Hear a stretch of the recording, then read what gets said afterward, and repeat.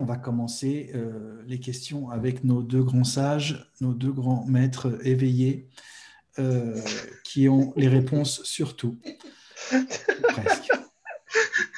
T'en rajoutes là un peu. Un petit peu, ouais, un petit peu. Il faut bien. Je suis là pour ça. Donc, voilà. Alors, il y a déjà 4 questions. Et puis, il y avait eu. Attends, Stéphane, si tu peux baisser ta main, là, voilà. Stéphane, voilà, je te baisse ta main, voilà. Si tu veux poser une question, tu m'écris dans le chat. Dernière petite recommandation et après je vous laisse tranquille. On essaie de faire une question chacun et concis pour ne pas se lancer dans des conversations trop longues et pour que tout le monde, même si c'est un peu frustrant, pour que tout le monde, enfin le maximum de gens en 2 heures aient la parole. Voilà. Je le dis à chaque fois, mais c'est vrai que des fois vous avez envie de vous étaler et c'est normal, il y a des choses à partager, mais on n'a pas le temps en Zoom. Donc voilà. Il y a une Isabelle aussi qui m'avait écrit déjà pour me dire qu'elle avait une question. Isabelle Sandra, je ne sais pas si elle est là. Je ne t'ai pas oublié. Donc, il y en avait une qui était plus maligne que tout le monde et qui m'a dit, j'ai une question. Est-ce que je pourrais poser une question à l'avance? Donc, voilà. Donc, elle a priorité, voilà, parce qu'elle a été plus rapide que tout le monde. Donc, Isabelle, si tu es là, fais-moi signe. En attendant, je vous donne la parole et on va commencer par Jocelyne. Tiens, Jocelyne, qu'on connaît bien. Jocelyne, tu as la parole. Ouvre ton micro et pose ta question. Voilà. Bonjour Gérald Despierres et Alain. Salut. Salut. On s'est parlé il n'y a pas longtemps. En fait, comment expliquer? Je vivais plein de trucs très durs. J'ai perdu mon père, ma mère, des amis, enfin, bref. Et j'avais le décalage entre la paix et la souffrance du personnage. Par contre, là, mercredi, je viens de perdre ma mère, que j'ai accompagnée tout le temps, enfin, jusqu'au bout, enfin, au bout, qui je sais pourtant n'est pas un bout. Enfin, par contre, j'ai cette douleur qui est d'une intensité énorme, comme si j'avais été vidée, et en même temps, j'ai la paix. Mais avant, j'avais l'impression d'être deux, mais maintenant, j'ai l'impression que tout est collé. Ouais. Et, enfin, la paix et la souffrance, en fait. J'ai l'impression que maintenant, tout est collé. Et ça me met dans une confusion incroyable et je n'arrive plus à... En même temps, je sais que... parce que tout est OK pour moi sur les plans astrales, il n'y a pas de doute. Enfin, quand j'en entends parler, quand j'en avais parlé, c'est une évidence pour moi. Enfin, donc, je sais tout ça. Par contre, donc j'ai cette paix, mais en même temps, j'ai cette colle. Quoi. Ouais. Il y a un truc de plaisir, là. Il y a un truc... Bon, déjà, c'est une super question parce que ça répond à beaucoup de choses. Souvent, sur le chemin, la première chose qu'on apprend à faire, c'est, comme tu disais, d'arriver à décoller les perceptions de la paix, donc du goût de la présence. Mais sauf qu'en fait, pour vraiment qu'il y ait une paix totale, obligatoirement, à un moment donné, il va y avoir une étape où tu dois sauter quelque part dans la souffrance, c'est-à-dire que tu ne dois plus avoir peur de plonger dans ce qui émerge. Sinon, tu crées encore une dissociation. Tu te réfugies quelque part dans la présence paisible. C'est bien de savoir le faire, mais la paix totale, c'est quand tu es capable d'accepter justement tous les aspects de souffrance qui peuvent se passer et de les accueillir intégralement depuis cette paix.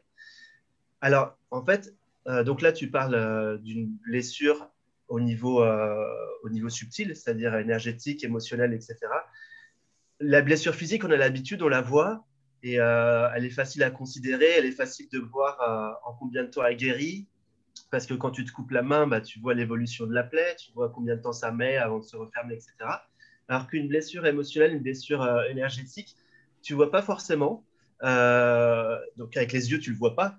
C'est juste un ressenti. Et des fois, ça fait des va-et-vient, parce que des fois, on va dévier son attention quelque part et on va l'oublier un instant, puis après, ça va revenir.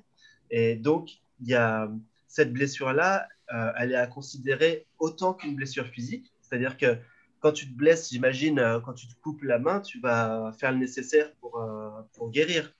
C'est la même chose pour une blessure émotionnelle, une blessure énergétique. C'est-à-dire que tu vas faire ce qu'il faut et c'est naturel que ça soit là. Hein. C'est naturel qu'il y ait des émotions qui sortent, etc.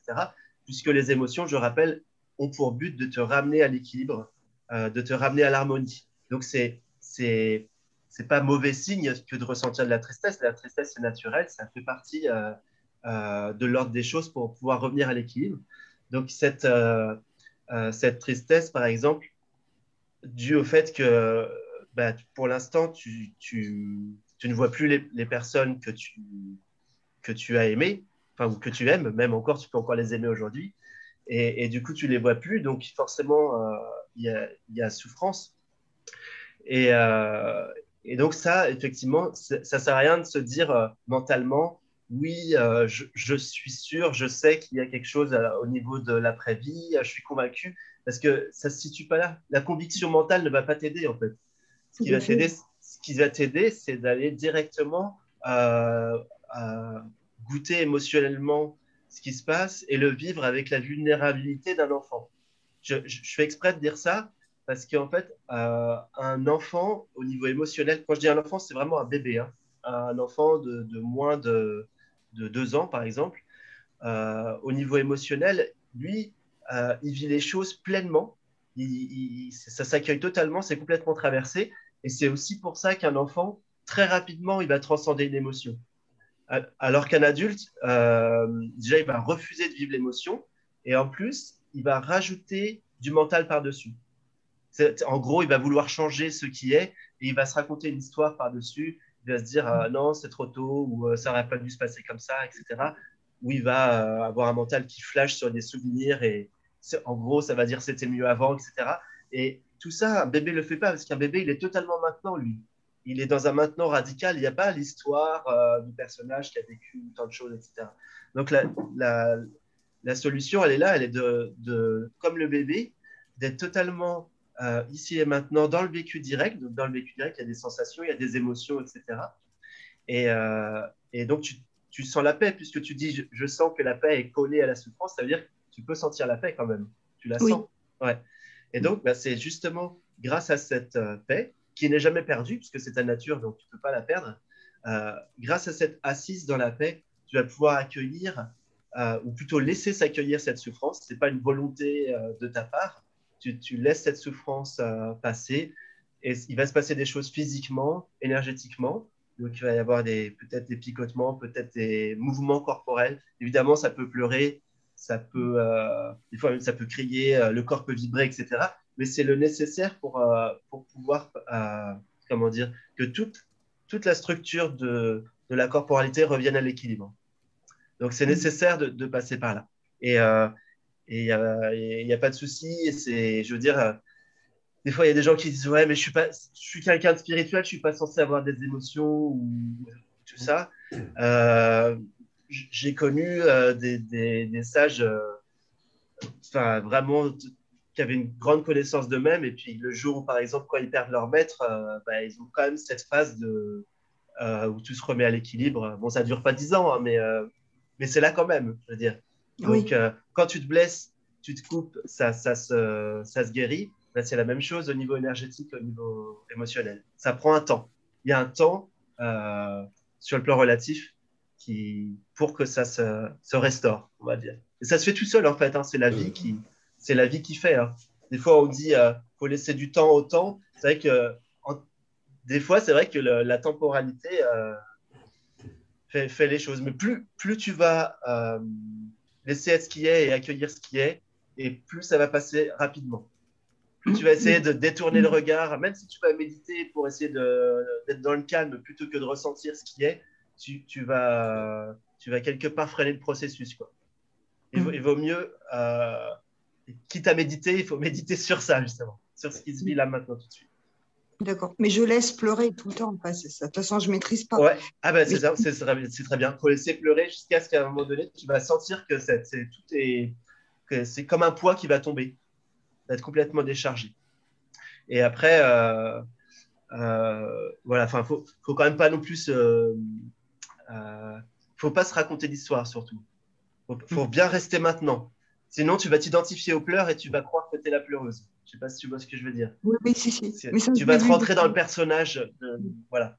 Donc, c'est juste ici et maintenant, dans le ressenti, dans le vécu direct, sans rajouter d'image par-dessus. D'accord. Je sais pas si Gérald, tu as d'autres Si, non, choses à c'est dire. ouais. Non, c'est bien, c'est comme ça, ouais. D'accord. Ouais, c'est parfait. Voilà, donc très maintenant, et tu vas voir que la joie de vivre revient automatiquement, puisque la joie et vivre, c'est synonyme, c'est la même chose. Le fait d'être, le fait de, comment dire, la vie est joie par nature. Donc, à un moment donné où ça va revenir automatiquement, tu vas te lever le matin, je sais pas, tu vas couper un fruit et tu vas sentir il y a de la joie dans ça, juste là-dedans. Et puis, il faut pas croire là-haut, ils regardent aussi, ils aident aussi. Oui. Il y a du monde aussi là-haut qui soutient. Hein. Quand ils passent de l'autre côté, en général, ils soutiennent. Alors, des fois, ils font des petits signes, ils font des petits, ça peut arriver. Oui. Voilà. Oui, j'en Mais ai déjà parfois, vu. voilà, c'est ça. Ouais. C'est pour aider, tout ça. Ouais. Super, merci. Merci Jocelyne. Merci beaucoup. Merci à toi. Lise. Oui, vous Salut m'entendez? Lise. Salut. Vous m'entendez? On t'entend. Ouais. Oui, on t'entend Ah. bien. Le cœur. Ouais. Et on le voit bien aussi, le cœur. Hein. Ouais. Moi aussi, je sais faire, tu vois. Hop. Ah, je te vois, Voilà. je te vois pas, je te vois pas, je te vois pas. Là, j'ai mis un petit cœur là, tu vois. Ah. Voilà. Ah, bien ouais. Bonjour à tous, hein, merci beaucoup pour ce satsang aujourd'hui. Alors moi, ma question, j'aimerais que vous me parliez des différents types de réalisation, parce qu'en ce moment, c'est un peu mon sujet compliqué. Il n'y a pas la réalisation, mais je flippe déjà que s'il y a la réalisation, ce ne soit pas une réalisation authentique. Et ça me met dans un état d'enfer pas possible. Et donc, hier, je sentais les angoisses monter, donc j'ai prié, mais j'ai prié des heures, j'ai supplié, pitié, je préfère rien qu'une fausse réalisation à 2 balles, quoi. Et à un moment, je me suis dit, mais déjà, le désir de la réalisation, c'est égotique. Le désir de voir une réalisation absolue, c'est égotique. Et à un moment, ça m'a complètement coupé la chic, quoi. C'est un moment où je me disais, mais quoi? Enfin, c'était attraction-répulsion. Je veux ça, mais je veux pas ça. Je veux ça, je veux pas ça. Et à un moment, je me suis dit, de toute façon, que ce soit l'un ou l'autre, c'est pas en mon pouvoir. Et ça a lâché. Et ça n'a pas lâché genre en mode, oh, j'ai confiance, tu vois. Ça a lâché parce que, de toute façon, j'ai pas la main mise dessus et ça m'a coupé la chic, quoi. Pendant 2 jours, il y avait quand même une sensation de paix parce qu'il y avait plus ce truc de je veux absolument avoir la réalisation et une réalisation authentique. Mais ça m'a un peu, phase de flottement. Ouais, voilà. Ouais. Est-ce que tu veux commencer, GG ou... C'est amusant ce que dit Lise quand elle parle des différents niveaux ou degrés de réalisation ou d'éveil et autres. La plupart des chercheurs spirituels sont passés par des étapes comme ça, où la crainte et la peur, à un moment donné, surgissent spontanément de la possibilité d'expérimenter une fausse réalisation. Mais ça fait partie justement. Alors pourquoi ça vient? Ça vient justement pour que ça s'écroule à un moment donné. D'ailleurs, ce qui t'est arrivé. Il faut absolument en fait s'identifier à ce genre de choses pour qu'on s'aperçoive qu'en fait c'est un objet. En vérité, évidemment, dans l'absolu, il n'y a pas de réalisation puisque on est déjà parfait. Donc il n'y a pas besoin de ça. Mais sauf qu'il faut le comprendre au plus profond de nous-mêmes. Donc là, du coup, on passe par des étapes d'identification à il y a tel éveil, telle réalisation, un tel ou une telle est peut-être plus éveillé ou plus réalisé qu'un autre, etc. Et je n'ai pas du tout envie de tomber dans le piège, mais ce n'est pas un piège en fait. C'est simplement destiné à s'apercevoir que même penser ça ou croire ça, c'est une illusion, ça n'existe pas. Il y a pas de... En vérité, dans l'absolu, il n'y a pas réalisation ni éveil. D'accord? C'est déjà, tout ça est déjà... réalisé, enfin, c'est déjà fait en fait. Il n'y a pas besoin de se poser la question, sauf que si ça vient, c'est qu'on doit comprendre le cheminement qui nous amène à ça. Comment je pourrais te dire ça moi, je sais qu'à une époque, à un moment donné, je lisais plusieurs bouquins sur les maîtres, les saints, les sages, et je me disais, ah bah tiens, lui, il a l'air d'avoir compris certaines choses, il doit être réalisé un peu plus que celui que je viens de lire avant. Sauf qu'à un moment donné, ça m'a foutu une telle saturation, et je me suis retrouvé dans une saturation de ouf, à m'en foutre la tête dans les murs. Et c'est à ce moment-là, effectivement, qu'il y a quelque chose qui s'est écroulé. Et je me suis dit, mais même le désir de vouloir réaliser ma nature, ça n'a aucun sens. Mais pourtant, il y a quelque chose en arrière-plan qui me dit que c'est peut-être le seul désir, mais je mets ce mot-là parce que je ne sais pas quel mot mettre, qui est quelque part toléré parce que ça donne une dynamique quand même de prendre conscience qu'on est déjà réalisé. Donc le désir de réalisation, il est pas forcément égotique, il vient pas forcément de l'ego. Il vient de quelque chose de beaucoup plus vaste. Excuse-moi, mais je me permets d'intervenir, mais Gérard, Pierre et Lise, est-ce qu'on ne se trompe pas sur la signification du mot réalisation? Est-ce qu'il ne s'agit pas simplement de réaliser dans le sens se rendre compte que, oui. plutôt que réaliser, comme s'il y avait quelque chose qui se réalisait, quoi. C'est réaliser que. C'est ça, justement. C'est le problème des mots qu'on utilise, parce qu'en fait, à chaque fois que tu vas dire « je désire l'éveil » ou « je désire la réalisation du soi », tu vas créer un concept autour de ce que c'est. Tu vas t'imaginer quelque chose et ce sera tout sauf ce que tu as imaginé. Ça, c'est certain que ça ne ressemblera pas du tout à ce que tu as imaginé. Et c'est quelque part plus simple de désirer, par exemple, la paix, ou de désirer comment dire, la vérité à propos de ce qu'on est, savoir ce que l'on est vraiment au-delà de tout conditionnement, avoir une idée plus précise que juste l'éveil ou la réalisation, qui sont des concepts trop vastes, c'est trop global. Donc, c'est bien de savoir exactement qu'est-ce que l'on veut vraiment. Et en général, ce que l'on veut vraiment, la réponse part du cœur. Et à partir du cœur, c'est rare que le cœur dise « je veux la réalisation ». En général, ce qu'il veut, c'est, je sais pas, goûter l'amour pour tout, goûter l'unité. Ouais, ça c'est déjà le cas, mais bon, j'utilise la réalisation. Ouais. Mais du coup, mais moi, ce qui m'a trouvé, c'est que j'ai rencontré des personnes qui m'ont accompagnée et tout, qui m'ont dit moi aussi, j'ai vraiment prié pour une réalisation sincère. Et moi, ce que j'appelle une raison pas sincère, c'est utiliser la vérité à des fins personnelles, c'est-à-dire reprendre pour le petit moi, en fait. Et c'est ce que j'appelle pas une réalisation authentique. La réalisation authentique, il y a plus de reprise pour le petit ego. Et j'ai rencontré des personnes qui étaient d'une sincérité, mais incroyable.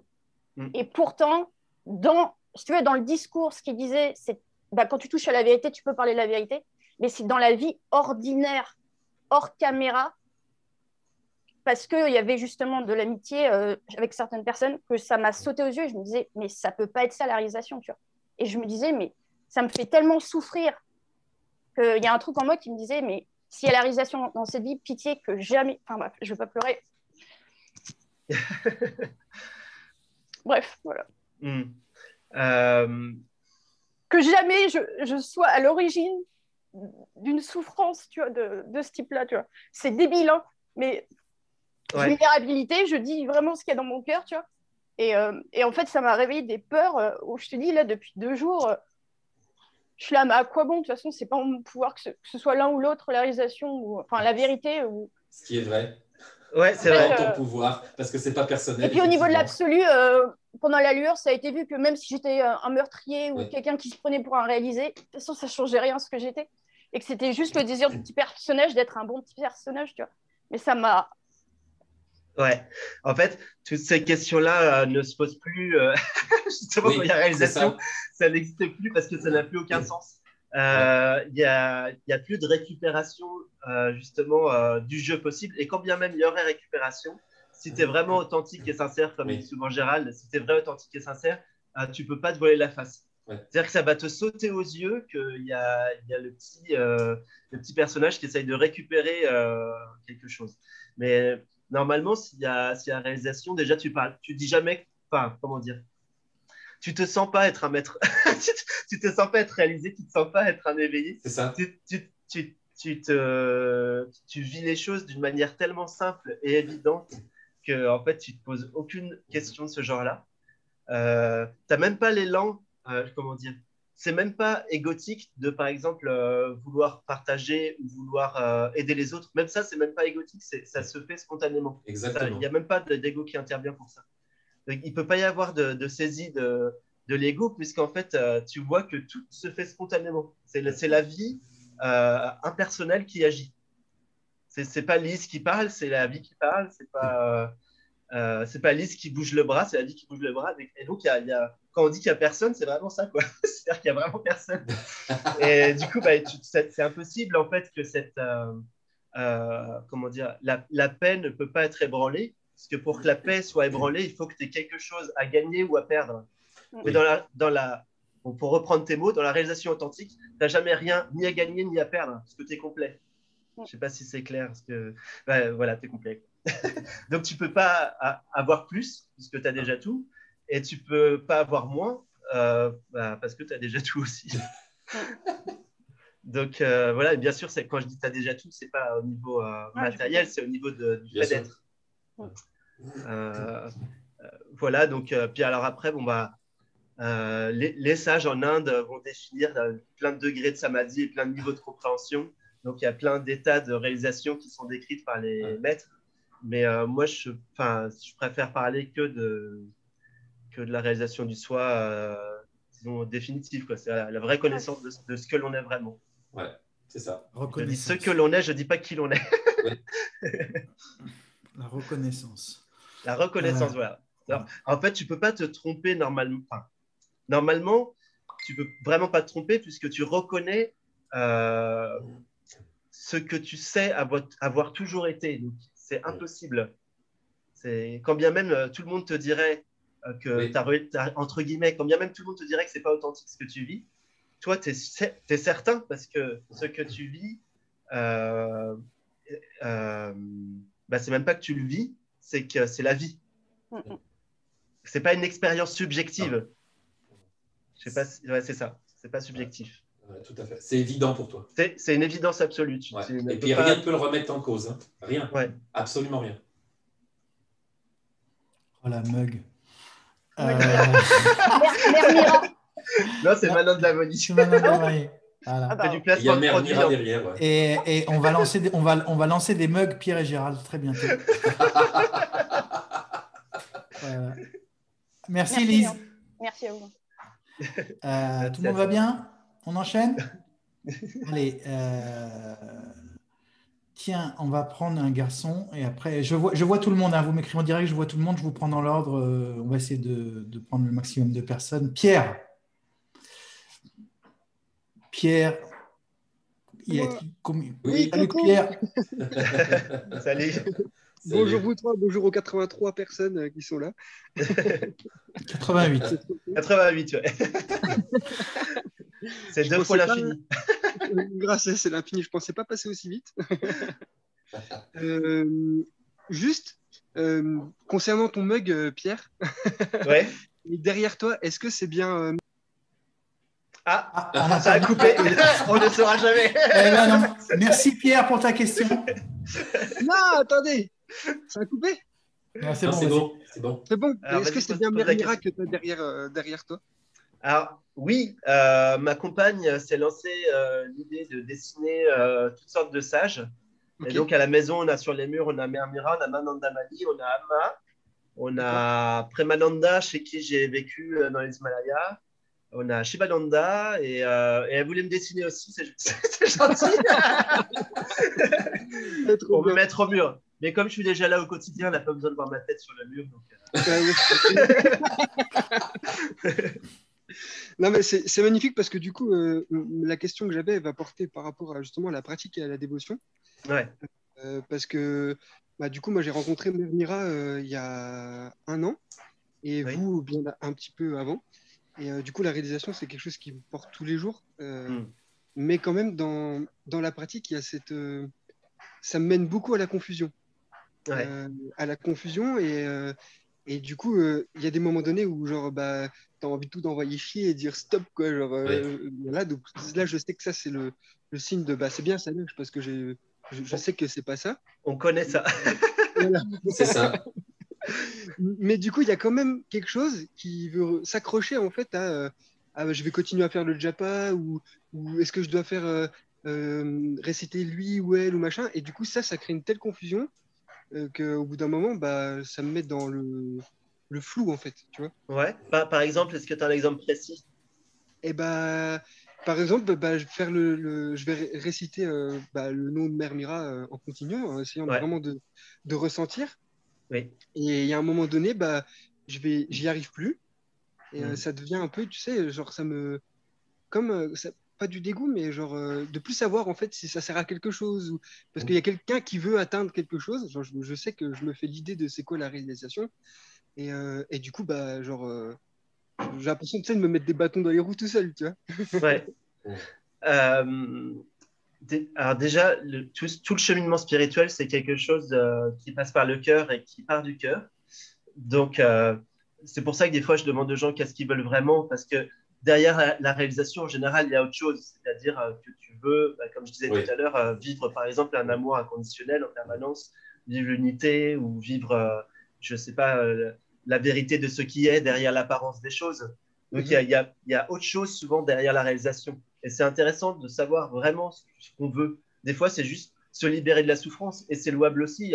Bouddha, Siddhartha Gautama, avait comme motivation la libération de la souffrance. Et ça le fait aussi. Et ça, c'est plus compréhensible, c'est plus appréhendable, on va dire, que la réalisation. La réalisation de soi, c'est forcément quelque chose d'imaginé. Voilà. Après, bon, de toute façon, le cœur est derrière et le cœur sait. Lui, le cœur sait ce que tu veux.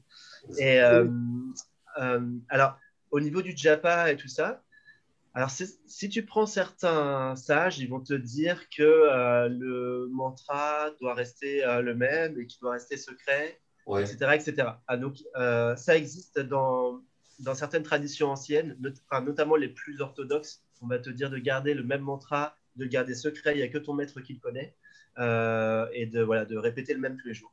Après, moi, un mantra. Comment? J'ai pas encore rencontré des maîtres qui me donneraient un mantra, tu vois. Ouais. Non, mais disons que dans la tradition, c'est souvent comme ça. Alors après, pour avoir rencontré aussi des maîtres qui étaient de la tradition, mais qui sont de notre époque, d'aujourd'hui, et qui avaient réalisé le soi, qui sont toujours d'ailleurs réalisés, normal. Ça, on ne peut pas être déréalisé, donc forcément. Et du coup, eux m'ont dit, écoute, l'important, c'est le cœur, et c'est... Je vais prendre l'exemple le plus ouf pour qu'on comprenne. J'ai vécu à l'ashram de Swami Ramdas. Swami Ramdas a réalisé le soi par le nom de Dieu. C'est-à-dire que lui, il chantait Om Shri Ram Jai Ram Jai Jai Ram toute la journée. C'est son mantra, c'est sa pratique.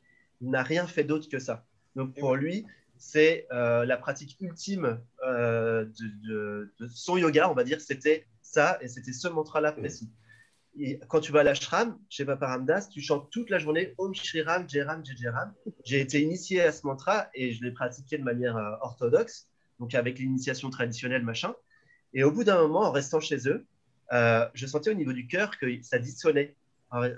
Et le nom de Jésus, en fait, m'est venu. Et là, c'est là où j'ai commencé à rester le nom de Jésus. Et là, je sentais une ouverture, une expansion, et un calme, une présence, etc. Enfin, plein de choses qui sont difficiles à décrire, mais pour moi, c'était très tangible. Et donc, du coup, je suis allé voir la Swamini. Donc, Swamini, c'est la femme maître. Il y a une femme, en fait, qui est maître là-bas. Et je lui ai demandé comment faire, quoi. Parce que j'avais, comme toi, ce dilemme. Et je lui ai dit, quand je récite Om Shri Ram Jai Ram, je ressens plus rien. Et quand je récite le nom de Jésus, je ressens quelque chose. Et elle m'a dit, sans hésiter, passe à Jésus et oublie Om Shri Ram. Parce qu'en fait, tout est un. Et en fait, c'est toujours pareil. Tu ne fais que adorer l'un sous une forme différente. C'est pour ça que les yogis ont eu la sagesse de créer plus de 33 millions de formes d'adoration différentes pour que tout le monde puisse trouver, on va dire, la clé qui puisse ouvrir son cœur à lui et sa propre affinité dans sa pratique. Et du coup, là où elle est ma question, justement, ça serait sur ce que tu viens de dire, c'est comment trouver... parce que en fait, j'ai l'impression de ne pas réussir à ressentir cette ouverture du cœur, même si avec Mère Mura, même avec Jésus, c'est vraiment des êtres du coup qui me portent beaucoup. Mais j'ai pas l'impression de sentir cette ouverture au niveau du cœur. Ouais. Alors quand je dis ça, je sais que je le mentalise beaucoup trop, quoi. Du coup. Ouais. Alors l'ouverture du cœur, c'est peut-être pas ce que tu vas ressentir en premier, mais si tu arrives à sentir déjà un calme et une sorte d'atmosphère de tranquillité quand tu récites, ce qui fait que tu peux être dans un état méditatif, un état de quiétude sans effort, c'est déjà ça qui est préconisé. Parce qu'en fait, tout le but de toutes ces pratiques, en gros, on fait de la dépollution mentale. En gros, ce qui fait que l'humain ne se connaît pas actuellement, on est encore à une époque où la sagesse ne domine pas sur Terre. Ce qui fait que l'humain ne se connaît pas actuellement, c'est qu'il y a un brouillard mental. Les yogis disent un humain a 65 000 pensées par jour en moyenne, s'il ne fait aucune pratique spirituelle. Donc, il ne peut pas voir à travers l'épaisseur de son mental. La densité est telle qu'il ne peut pas accéder au subconscient, à l'inconscient et encore moins au soi. Donc, il est obligé de dépolluer. Et pour dépolluer, il faut passer par des approches qui te font goûter le calme, que ce soit la répétition du nom, ou que ce soit la contemplation de la nature, ou plein d'autres choses, ou tout mélanger même des fois. Oui. Et puis le mental, il est très fort pour ressaisir et retomber dans cette confusion et ce brouillard. Enfin, ouais, ça fait partie de... Ouais. Il y a eu des moments très très calmes, et d'un seul coup, genre des situations, des relations qui cassent ou quoi, et boum, là c'est la tempête, grosse tristesse. Et comme tu disais tout à l'heure, après la tristesse, retour à la maison, et là il y a tout qui lâche. Mais ça dure pas longtemps, quoi, en général. Ouais, alors il faut savoir que le chemin, souvent, on le limite à ce qui se vit intérieurement, mais la présence est partout et en tout, et la présence fait tout. C'est-à-dire que tout ce que tu vas vivre sur le plan humain, sur le plan relatif, c'est fait exprès pour faire écho à là où tu en es au niveau intérieur. Donc, il n'y a jamais de hasard quand tu vas vivre. Je me souviens, j'avais, je ne sais pas si je peux dire le nom. Allez, je vais te dire le nom. Il y a Souyin Lamour qui est une amie. Et Souyin, elle me dit, une fois, elle a voulu tester pour voir si elle était bien ancrée, comme elle dit elle-même, dans le fait d'être, dans la présence. Bon, il n'y a pas de dedans, en fait. En réalité, la présence est partout. Il n'y a pas d'intérieur et d'extérieur. Mais bon, bref. À l'époque, au niveau de là où elle comprenait les choses, elle voulait rester ancrée dans cette paix. Et elle a demandé une épreuve dans la vie pour voir si elle était bien ancrée dans la paix. Et le lendemain, son copain l'a quittée, l'a plaqué.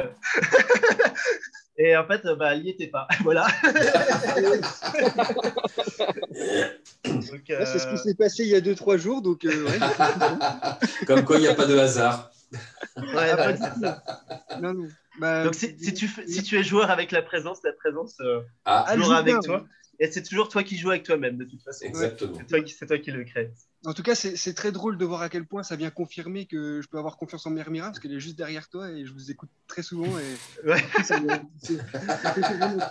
Tu me vois dans Anandamayi, tu sais, c'est pas rien, quoi.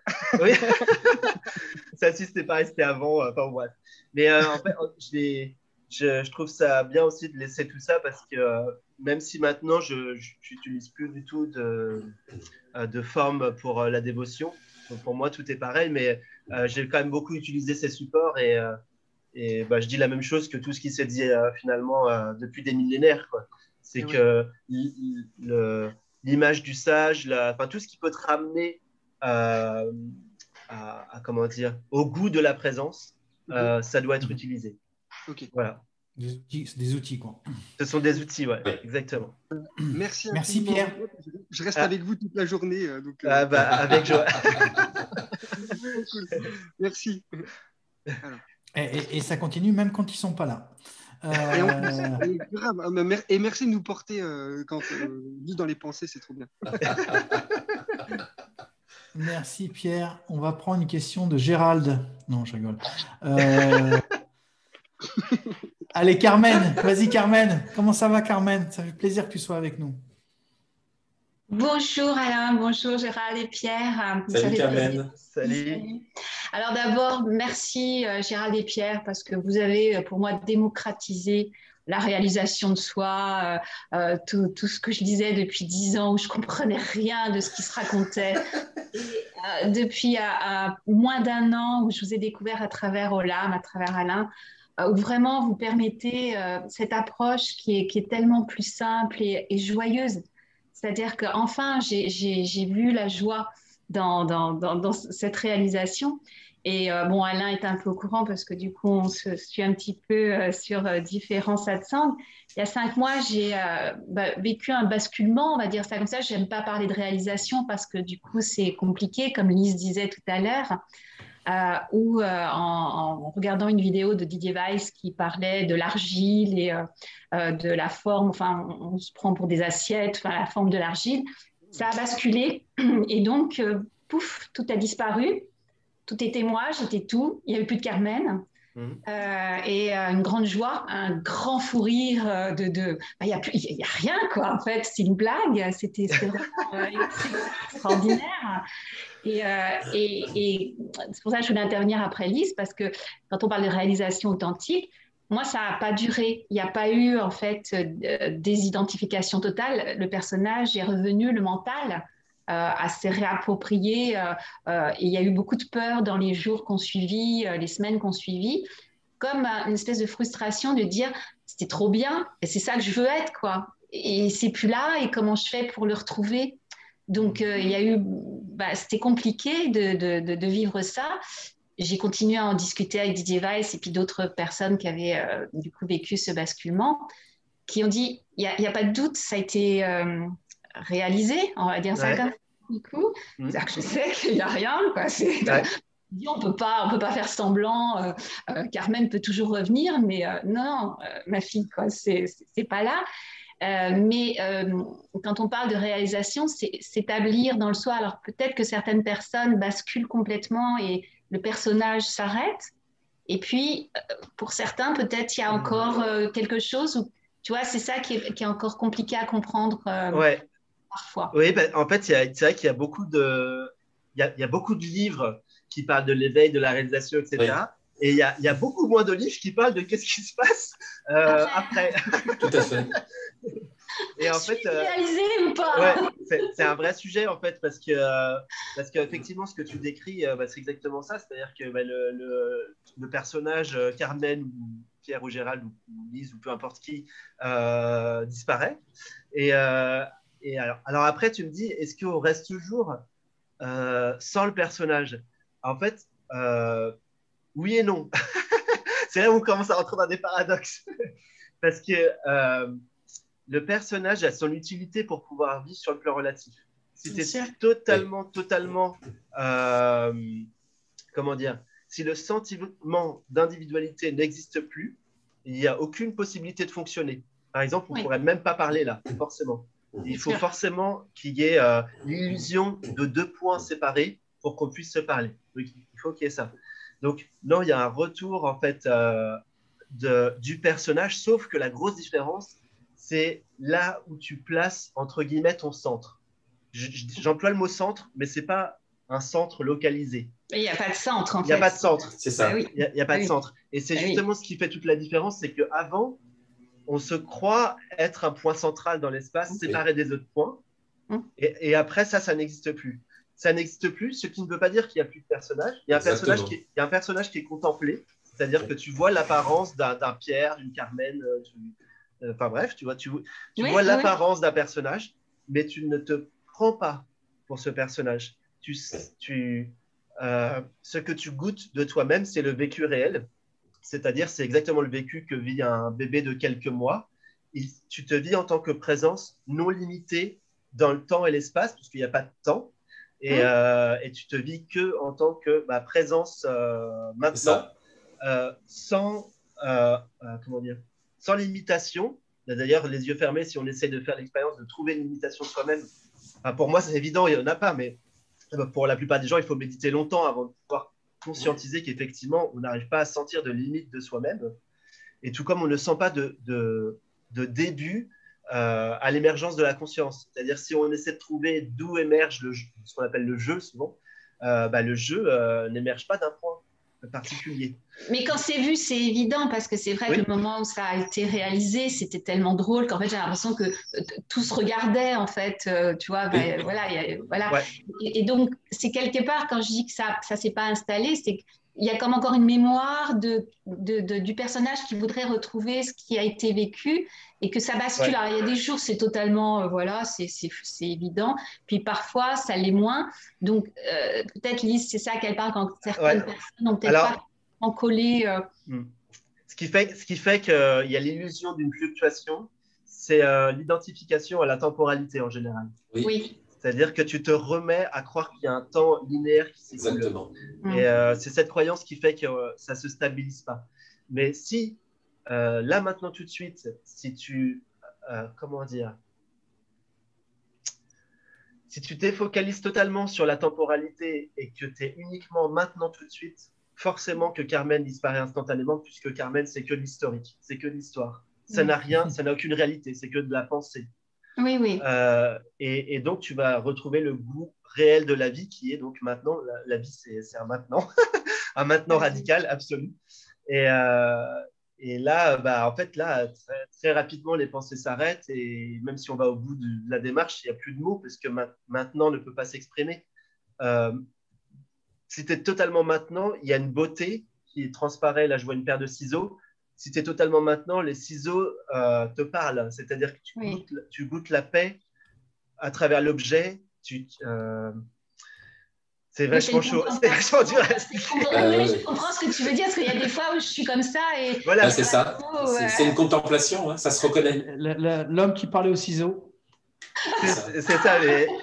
Et c'est pas que les ciseaux, c'est-à-dire que c'est tout le temps, c'est partout en tout, et ça ne peut se vivre que par le goût de être, et donc forcément le mental ne peut pas le comprendre, parce que le mental c'est juste un outil pour faire l'inverse, c'est-à-dire que le mental, lui, il est là pour dissocier les choses, pour que tu puisses dire ça c'est un ciseau, ça c'est une souris d'ordinateur, ça c'est un mug, donc il est là pour dissocier les objets, pour pouvoir fonctionner sur le plan relatif, et ce dont on parle là, échappe complètement à la compréhension mentale. Quand tu es totalement maintenant, le mental n'a plus rien à dire, puisque le mental il te raconte que des histoires sur les choses. Même quand tu dis c'est un ciseau, tu as déjà quitté maintenant. Puisque en disant c'est un ciseau, tu retrouves l'historique de ce que tu as appris, etc. Donc il faut être capable d'être dans un maintenant qui fait que tout ce que tu as appris n'existe plus, soit comme un reset. Enfin, c'est même pas un reset, parce qu'il y a on ne redémarre pas la machine, mais c'est... Oui, un oubli de ce qui a été... il y en a certains qui parlent de ça. Charles, une forme d'amnésie. Charles parle du grand oubli, et c'est très beau. Ouais. C'est très beau de le dire comme ça, un oubli avec une majuscule, en fait, où tu oublies tout ce qui n'est pas toi, tout ce qui est de l'ordre de l'explication des choses, j'ai envie de dire. Ce qui a été rajouté à la chose. Ce qui est vrai ne peut pas être expliqué. Oui. Voilà, bonne méditation. Merci Carmen. Merci à toi. On va continuer. Benjamin. Question suivante. Allô? Benjamin, salut. On te voit pas. Bonjour à tous. Vous m'entendez? Oui, on t'entend. On te voit pas. D'accord. Oui, c'est normal, j'ai pas de caméra.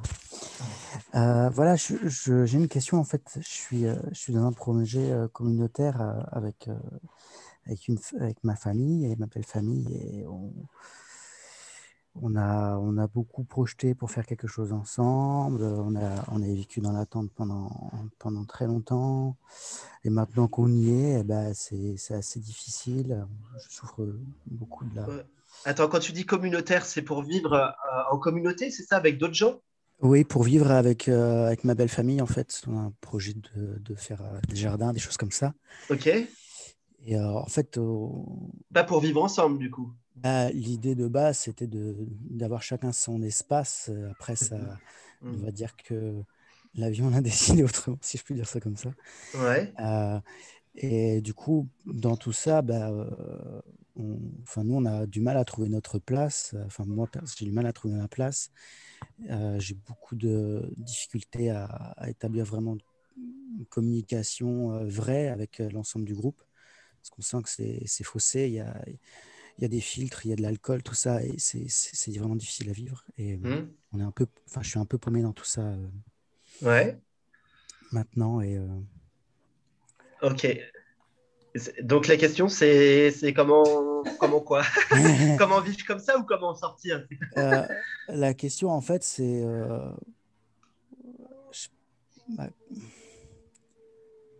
comment établir comment être cohérent entre ce qu'on veut vraiment et l'action. Et j'ai du mal à m'exprimer. Bon, la question, en fait, c'est comment affirmer sa véritable autorité. C'est ça, en fait, parce que moi, ce que je ressens, c'est que tu aspires à quelque chose, mais tu n'arrives pas à affirmer vraiment ton souhait. Donc, du coup, ça crée forcément des dissonances avec les gens qui t'entourent. Tu vois ce que je veux dire? Oui, oui, je vois bien, oui. Et puis, ce qui se passe actuellement, peut-être que ça ne correspond plus, quoi. Ouais. Peut-être que maintenant, il y a autre chose qui vient. Hein. Bah oui, c'est ça, c'est que on attend, comment dire, tout était très fluide lorsqu'on a trouvé le lieu et tout ça. J'ai vécu des moments où c'était dans la paix intense, on savait très bien ce qui est le goûter l'instant présent sans aucune projection. C'est vraiment ce qui est le plus, ce que je prends le plus de pied, si je peux dire ça comme ça. Et après, dès que ça commence à être récupéré par des histoires, par tout ça, ça devient vite lourd. Et en fait, je me rends compte que j'ai plus envie de ça. Et j'ai simplement envie de vivre comme un bateau sur la vague qui... Enfin, je sais pas trop. Ouais, ben, en fait, tout est possible et tu peux toujours changer d'expérience, il n'y a pas de problème. Quoi. Tu peux toujours changer de lieu si tu veux. Tout est toujours possible. Tout est possible à 360 degrés. C'est-à-dire que souvent, on se limite dans le choix, alors que c'est ça. Au-delà de la question du choix, je parle comme ça, mais en fait, en réalité, il n'y a pas de choix. Mais c'est juste que souvent, le mental nous fait croire qu'il n'y a qu'un éventail de possibles très restreint, alors qu'en fait, on peut faire beaucoup plus de choses que ce qu'on imagine. Exactement. Donc, et alors, pour entrevoir la solution la plus, comment dire, la plus harmonieuse, en général, c'est dans le silence que ça se passe. Oui. C'est pas en réfléchissant. tu vas dans le silence et c'est depuis le silence que va être captée en fait la réponse directement. Mais en tout cas, ce qui est certain, c'est que tu m'as parlé de choses par rapport à l'alcool et tout ça. Les yogis disent bien que les associations de vie sont quand même très importantes. C'est-à-dire que savoir. Après, si tu mets une priorité sur ton chemin spirituel dans la vie, savoir avec qui tu t'associes, c'est-à-dire en gros qui tu côtoies, c'est très important pour les yogis. Oui. Donc c'est important que ça vibre en présence des personnes, que ça soit le plus fluide possible, quoi. Bien sûr. Parce qu'on vibrait bien, on était dans un lieu où on parlait le même langage. Et là, on a décidé un petit peu, on retourne en arrière et on ne reparle pas du tout le même langage avec les personnes qui sont présentes. En fait, on se rend compte qu'il y a un fossé qui s'est créé petit à petit, qu'on parle deux langages différents, on ne peut plus... Il y a un déphasage entre les deux. Mais peut-être que justement, la conscience a fait ça justement pour que tu puisses prendre conscience de ce que tu parles là précisément, que en fait, c'était peut-être qu'une idée, cette association, et il y avait besoin de la vivre, d'être confronté à ça pour te rendre compte que tu as peut-être autre chose à faire et que chacun d'entre vous a peut-être autre chose à faire maintenant. Oui. Et du coup, il fallait la vivre complètement et aller jusqu'au bout. Oui. Et des fois, il faut la vivre d'une façon un peu dissonante, un peu souffrante, complètement à l'opposé, etc. Et là, c'est ce qui semble se passer. C'est en train d'essayer de mettre les choses au point et de te dire, peut-être qu'en vérité, c'est peut-être pas le vrai chemin, en fait. Donc, il faut écouter le cœur. Et Benjamin, la question que je trouve qui est sous-entendue aussi, c'est qu'est-ce qui t'empêche justement de changer? Tu vois, alors que apparemment, tu as envie de changer de projet.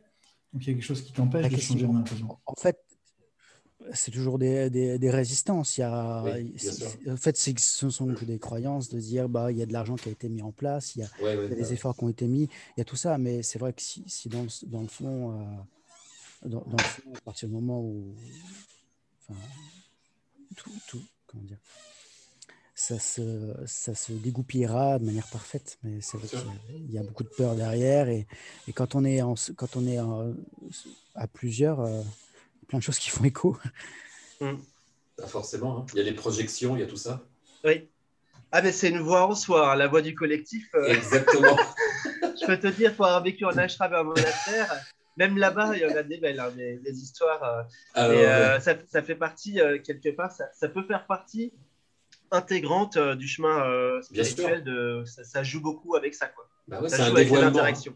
Il y a un truc y a un truc que je voulais te dire, Benjamin, et qui est important de se rappeler, c'est que souvent les gens prennent leur expérience de vie sur le plan relatif comme une fin en soi. Oui. Et ils vont par exemple me dire, j'ai passé 10 ans avec ce mec, enfin je parle d'une femme par exemple, j'ai passé 10 ans avec ce mec et maintenant je ne peux plus le saquer. Et on me dit des fois, c'est 10 ans à la poubelle. Et en fait, non, parce que le but de la vie n'est pas dans le plan relatif. Le but de la vie, c'est pas ce que tu as fait ici. On s'en fout de ce que tu fais ici. Oui. Le but de la vie, c'est ce que tu réalises au niveau de l'intériorité. Donc, tu n'as pas perdu 10 ans. Les 10 ans, elles t'ont servi à réaliser des choses au niveau de l'intériorité. Donc, même votre expérience là, même si ça peut ressembler sur le plan relatif à une expérience avortée quelque part, Tout à fait. en fait, c'est totalement, ça avait totalement sa place sur le chemin et c'est pas du tout du temps de perdu. Bien sûr. C'est important de... Ça révèle des choses. Ça révèle des choses. C'est vrai que nous, on le prend comme ça, avec cette espèce de légèreté, et puis d'aller danser là où le vent nous mène, puis peu importe, c'est qu'une expérience. Oui. Voilà, mais c'est ça en fait. Le plus important, c'est ce qui se goûte au niveau de l'intériorité et ce qui se révèle avec tout ça. Et du coup, vu que là, on est avec d'autres personnes, on se sent mal pour eux, si je puis dire ça comme ça, parce que il y a cette espèce d'engagement et du coup, cette espèce de la peur de mal faire ou la peur qu'ils s'en sentent mal aimés ou des choses comme ça qui... Ah, mais ça, tu peux pas être responsable de comment les gens accueillent. Tu peux rien faire là-dessus. Si tu parles là-dedans, t'as pas fini, quoi. Ouais, tu peux rien faire. Ouais. Donc, ça, il y a certains sages qui disent que finalement, au bout du compte, c'est un peu comme si chaque cheminement, on le faisait dans la solitude. Et il y a une vérité là-dedans, parce qu'en fait, en réalité, comme disait Siddhartha Gautama, par soi-même, en vérité, on crée notre souffrance et par soi-même, en vérité, on s'en libère. Il n'y a jamais personne qui pourra te libérer, hein. Même le plus grand des maîtres. Et donc c'est par soi-même, en fait, que ça se dénoue. Et ce n'est pas à toi d'aller faire entre guillemets, le boulot des autres, quoi. Ça, c'est clair. Donc, toi, tu suis l'élan du cœur, tu suis ce qui est là et t'inquiète pas pour le reste. La vie fera en sorte que ça s'harmonise. Ouais, ça va se faire. Merci beaucoup. Merci, Benjamin. Avec joie. En tout cas, suis l'élan, quoi. Comme toujours. Ouais, en gros, c'est ça. Merci beaucoup. Merci, Benjamin. Merci à toi. Il y a plein de monde, donc on va essayer d'enchaîner et d'avoir des questions rapides. Elsa, vas-y Elsa.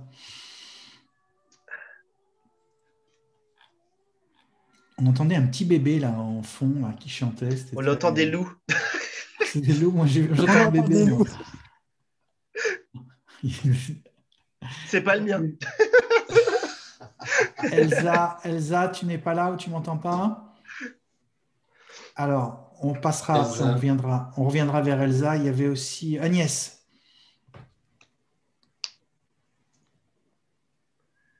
Bon. Alors, Agnès, Elsa. Agnès, oui, bonjour. Elsa.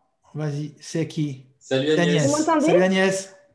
Bonjour. Oui, on t'entend. Salut. Tout d'abord, un grand merci d'organiser ce satsang parce que je vis en Autriche et je vous connais depuis un an. Et c'est une très grande joie d'être là. Je suis émue. Moi, ma question, ça rejoint un peu ce que tu viens de dire sur l'élan du cœur. Je suis un chemin depuis, on va dire, 10 ans. C'est pas vraiment un chemin très intense comme ce que vous avez pu vivre. J'ai rencontré il y a 10 ans une personne qui se dit être éveillée, qui m'a aidée, qui m'a appris beaucoup de choses. Et c'était un chemin très confrontant pour l'ego. Et il y a un an, j'ai complètement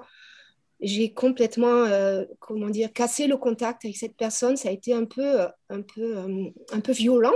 Excusez-moi, je suis un peu émue. Ça a été assez violent, pas avec les gestes, mais dans la façon dont j'ai coupé le contact. Et puis à la suite de cette coupure, j'ai découvert vos vidéos où j'ai découvert beaucoup de douceur, ça m'a enlevé beaucoup de choses des épaules, un grand poids qui est tombé de mes épaules. Et puis, pendant le premier confinement, j'ai vécu une phase extraordinaire d'une grande joie. J'ai compris ce que c'était que l'important, c'était d'être et pas de faire, parce que c'était dans ce chemin, c'était beaucoup faire. Et puis, après le confinement, j'ai repris le travail, puis je suis ressortie de tout ça. Et là, je suis dans une phase où je suis... j'ai plus envie. J'ai plus envie. Déjà, l'année dernière, j'avais plus envie de tous ces rituels qu'on faisait, d'utiliser les pierres, d'utiliser tout ça. J'en avais tellement marre. Et là, je suis dans la phase où je ne sens pas l'élan du cœur. Et tu dis que c'est vraiment important. Et alors, j'ai des moments où je vais sentir le cœur et je me dis, installe-toi, prends le temps, installe-toi là et laisse-nous faire. Et je ne le fais pas. Il y a une envie, il y a un côté de moi qui dit, j'en ai marre, j'ai pas envie. Je suis vraiment coincée entre deux chaises. En fait, excuse-moi, mais c'est drôle ce que tu dis parce que on ne dirait pas comme ça, mais c'est très drôle. Parce qu'en fait, tu me dis, je sens pas l'élan du cœur. En même temps, tu me dis, j'ai plus l'envie, j'ai plus envie. Ouais, mais c'est ça qui est drôle. Mais même avec la personne avec qui tu cheminais, hein. Ouais. Quand tu as rompu le lien, c'était l'élan du cœur. Hein. Oui, ouais, c'est ce que je me suis dit. Il a dit, cette personne a dit, je suis à nouveau en contact avec cette personne, mais je me suis libérée de cette dépendance parce que j'étais très dépendante de cette personne et je suis quand même reconnaissante que j'ai beaucoup appris. Mais il a dit à une amie, à partir du moment où Agnès a coupé le contact avec moi, elle a arrêté son chemin. Et puis au début, j'ai eu peur, j'ai cru. Puis un jour, je me suis réveillée, j'ai dit, attends, tu veux croire en ces conneries? Oui, et oui. Puis, oui, c'est des conneries. Voilà, petite parenthèse pour tous les gens qui ont lu la même chose. Oui, oui. Tous ce qu'on appelle en Inde les fake gourous, c'est-à-dire les faux maîtres, disent la même phrase. Donc, ils vont tous vous dire, t'arrêtes le chemin avec moi. C'est fini pour toi, quoi. C'est un peu, t'évolueras plus jamais. En plus, tu parles d'évolution beaucoup. On veut son nom, Agnès. Il est en Autriche, donc je... Non, mais t'es pas obligé de lâcher tous les dossiers. Non, puis c'est pas important. Non, c'est pas du tout important. Mais ça, par contre, ce qui est intéressant, c'est de se rendre compte que, effectivement, globalement, dans un chemin authentique, il y a une ouverture totale, c'est-à-dire que jamais un maître va te dire si tu me quittes, c'est fini pour toi le chemin spirituel, parce qu'en fait, déjà, la vie humaine est le chemin spirituel. Tu ne peux pas cheminer spirituellement. Même les gens qui ne le savent pas, ils cheminent spirituellement. Bien sûr. Et puis, ça peut arriver comme ça qu'il y a un temps de cheminement avec une personne, maître ou pas, peu importe.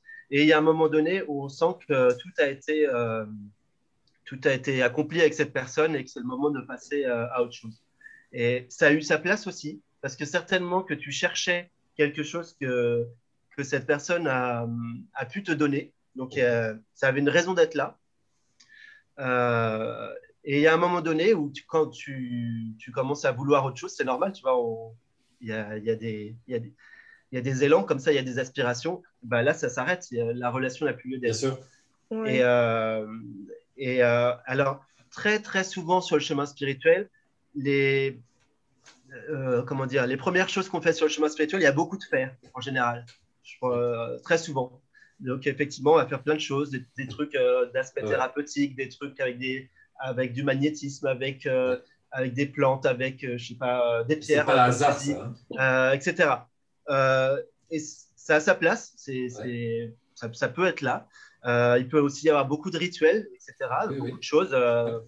Pourquoi pas, le rituel, ça aide à canaliser le mental, tout ça. En fait, tout ça, ce sont des objets qui vont t'aider aussi à te canaliser. Les pierres, par exemple, ça aide à canaliser. Exactement. Voilà. Et il y a un moment donné où tu n'as plus besoin d'outils. Et plus, de manière générale, sur le chemin, plus tu vas te connaître toi-même, moins tu vas avoir besoin d'outils. Et c'est pour ça qu'en Inde, on fait la différence entre le yoga et le Vedanta. C'est-à-dire qu'en fait, le yoga, c'est tout le début du cheminement où tu vas... Enfin, le début, ça peut être même les 3/4 du cheminement où tu vas utiliser plein d'outils, plein de trucs.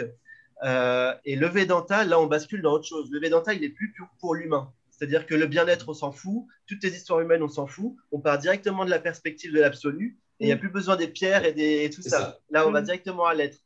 On n'a plus le temps pour le bien-être, c'est plus le moment. Donc, du coup, là, bah, forcément, tous les gourous qui te disent des méthodes, des machins, de monter en vibration, de trucs, bah, eux, ils n'ont plus rien à te dire parce que ça se situe. C'est plus la même chose, quoi. On passe, on change de.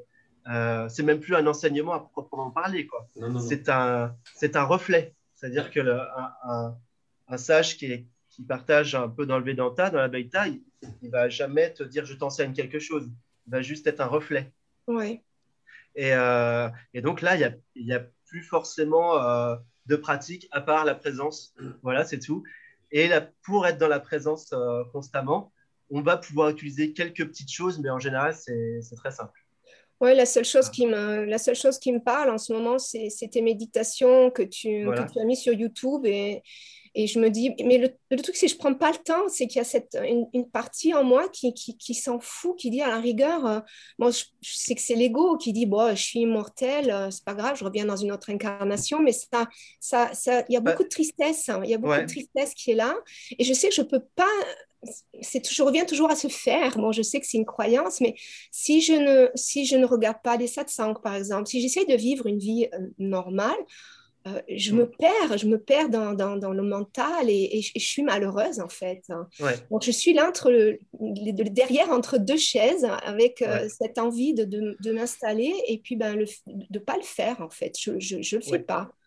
Bah, parce qu'en fait, jusqu'à maintenant, tu as eu un guide en fait qui te disait bah, tu fais ça, tu fais ça, tu fais ça, tu fais ça. Et maintenant, tu es autonome. Donc, ça veut dire apprendre à retrouver par soi-même ce que mon premier maître appelait une vie bien réglée. Et une vie bien réglée, ça veut dire l'équilibre entre le plan matériel où, comme tu dis, tu vas travailler, nanana, et le plan spirituel. Alors, au début, on sépare. Hein. Là, pour l'instant, je te sépare les deux. Avec peut-être 10 minutes ou 15 minutes de pratique, même par jour, juste pour te rappeler.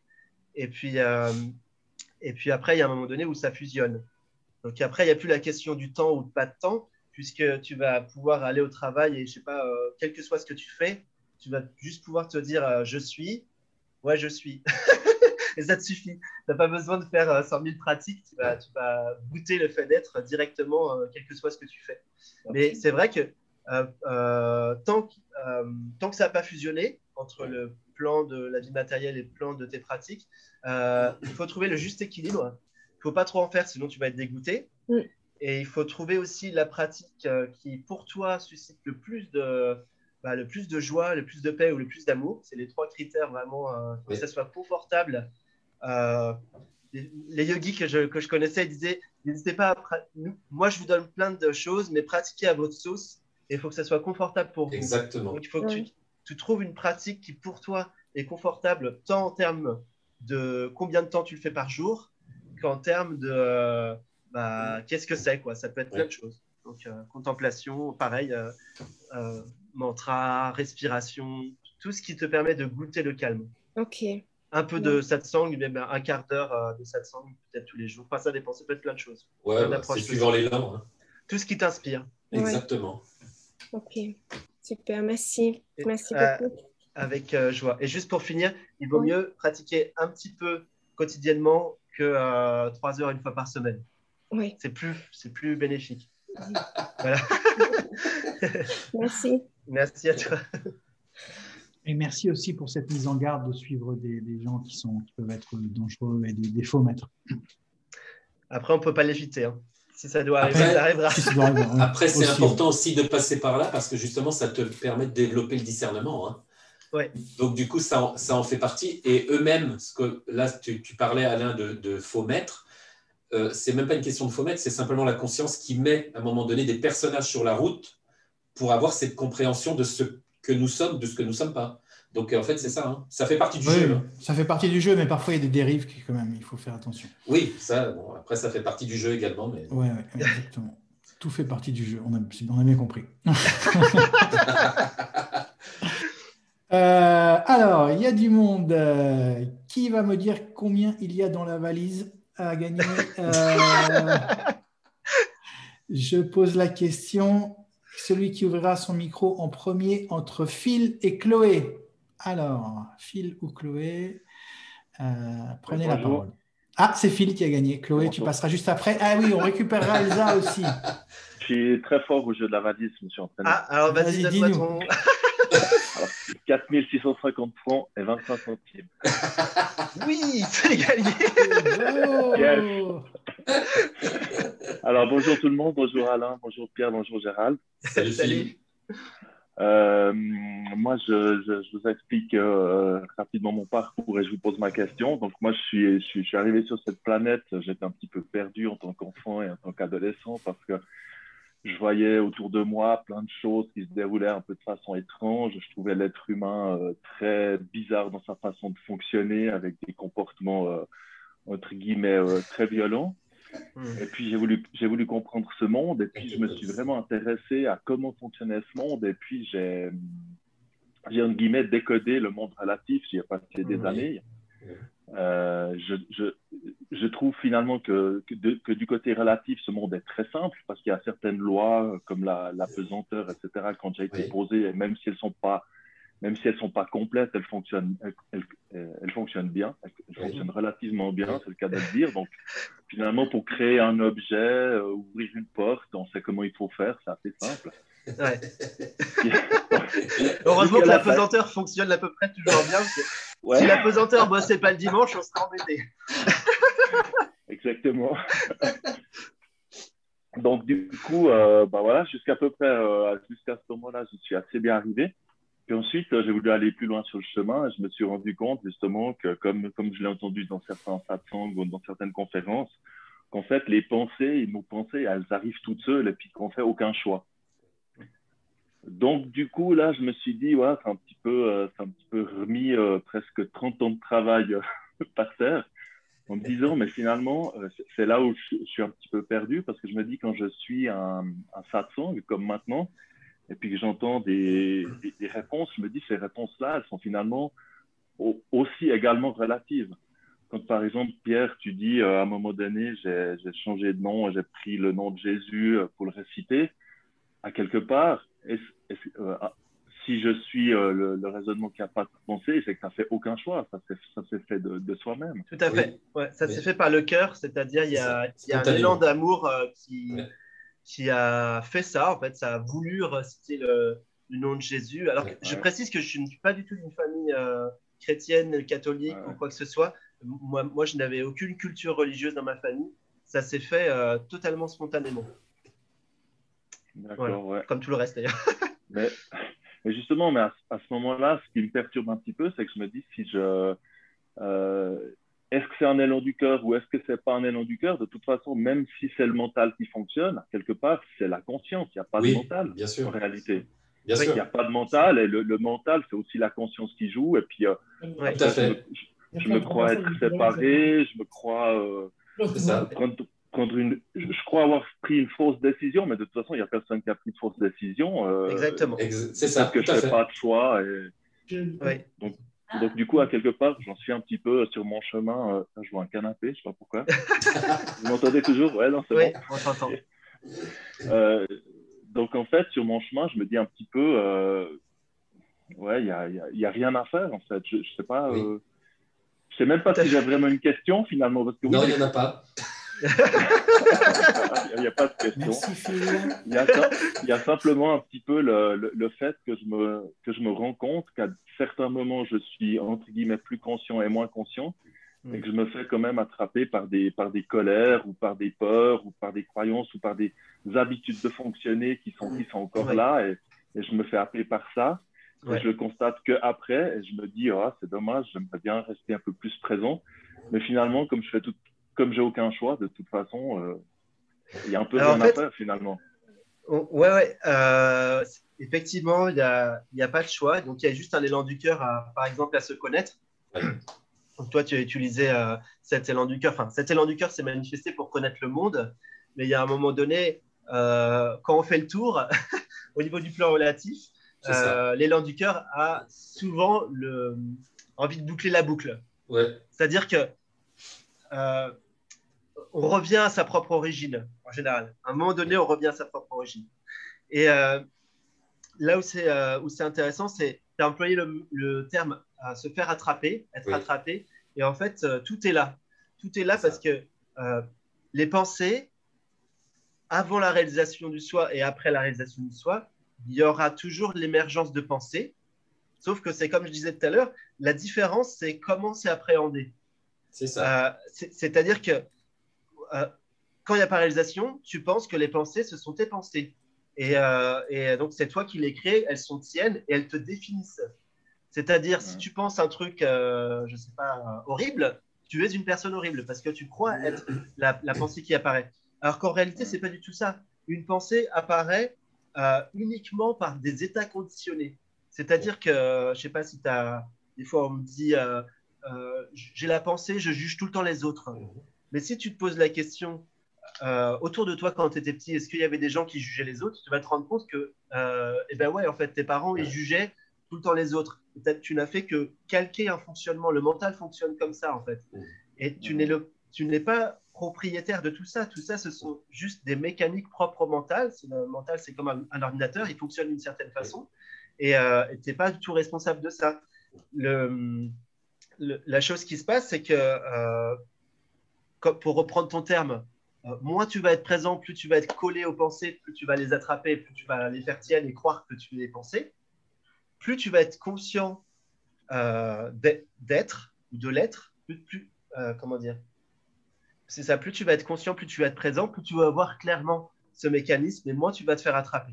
Plus tu vas voir que c'est totalement impersonnel, qu'une pensée, elle émerge comme ça, spontanément, qu'il n'y a personne aux commandes, et donc, en fait, tu n'es pas du tout responsable des pensées qui émergent. Donc, peu importe ce qui est comme pensée, que ce soit une pensée horrible, tu t'en fous parce que ça ne t'appartient pas. Ça n'a rien à voir avec ce que tu es vraiment, donc ça ne fait que passer, et du coup, il n'y a aucune focalisation là-dessus. Voilà. Mais dans mon expérience, je suis quand même identifié à mes 5 sens, aux images que je vois, aux objets que je bouge ou à la main que je vois, à ma main que je vois devant moi. Donc du coup, je me crois séparé. Oui, tout est là en fait. Ouais. Exactement. Tout est là. Qu'est-ce que je peux faire alors? Bah, déjà, tu commences par dire la main au lieu de ma main. Tu commences par dire les pensées au lieu de mes pensées. Ouais. Tu dépersonnalises tout ça parce qu'en fait, c'est pas. Ça t'appartient. Comment dire? Ce sont des véhicules. Donc, on pourrait dire que oui, quelque part, la présence joue avec ces véhicules. Donc, on pourrait dire que ça appartient à la présence. La vérité, c'est que ce n'est pas ce que tu es. C'est surtout ça qu'il faut conscientiser. C'est que ce n'est pas ce que tu es vraiment. Et les sages ont mis en perspective ce que tu es vraiment en posant 2 questions. Enfin, il y en a une qui pose, c'est qui suis-je véritablement? Et il y a un petit commentaire que je rajoute à ce qui suis-je pour apprendre à se connaître véritablement. Ce commentaire, c'est les sages nous disent que ce qu'on est éternel et ne fluctue pas et ne bouge pas. Donc, maintenant, si tu te poses la question qui suis-je, regarde dans le champ de ton expérience, qu'est-ce qui ne bouge jamais, ne fluctue jamais, et ce que tu vas trouver qui ne fluctue jamais et ne bouge jamais, c'est ce que tu es vraiment. Tout le reste, tu ne l'es pas. Quelle partie de ton corps pourrais-tu être, sachant qu'il y a un renouvellement cellulaire constant et que alors, si tu es ton corps, ça voudrait dire qu'il y a 14 ans, tu n'existais pas. Ou le visage, c'est tous les 15 jours que ça se renouvelle. C'est-à-dire que le visage que tu vois maintenant dans la glace n'existait pas il y a 15 jours. Où étais-tu?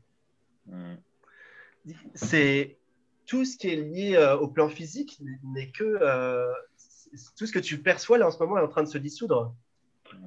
Intellectuellement, je le comprends et je le ressens comme vrai, mais le vivre, ça, c'est une autre étape. Ouais, alors c'est pour ça que le qui suis-je se pose avec le mental ou avec l'intellect, si tu veux. La question se pose avec l'intellect et le mental, mais la réponse n'émerge pas avec le mental et l'intellect. Ouais. C'est-à-dire qu'il y a entre guillemets une force qui fait que tu es. Et c'est ça qu'il faut goûter. Pose-toi la question, qu'est-ce qui fait que je suis? Quelle est cette force qui fait que je suis? Et tu vois, moi, dès que je pose la question, il se passe quelque chose dans le vécu. Je ne peux pas le décrire, mais il y a une force qui s'impose. Et des fois, je m'amusais au début, au premier satsang. Je disais aux gens, répétez, je ne suis pas, je ne suis pas, je ne suis pas, et voyez ce qui se passe. Si tu répètes, je ne suis pas un certain temps, tu vas te rendre compte qu'il y a une force qui s'impose. C'est comme un point sur la table. Il y a une autorité, il y a une conscience qui fait non, je suis. Et c'est indémontable. Et c'est ce je suis-là, c'est ce fait d'être qui est, tu sais, quand ça se manifeste, quand ça se goûte, que ça ne peut pas être impacté, que c'est éternel, que quel que soit ce qui arrive, c'est toujours intouchable. Merci. Donc voilà, Philippe. Ouais. Merci. Je coupe. Merci beaucoup. Merci à toi. Excuse-moi Phil si je t'ai coupé.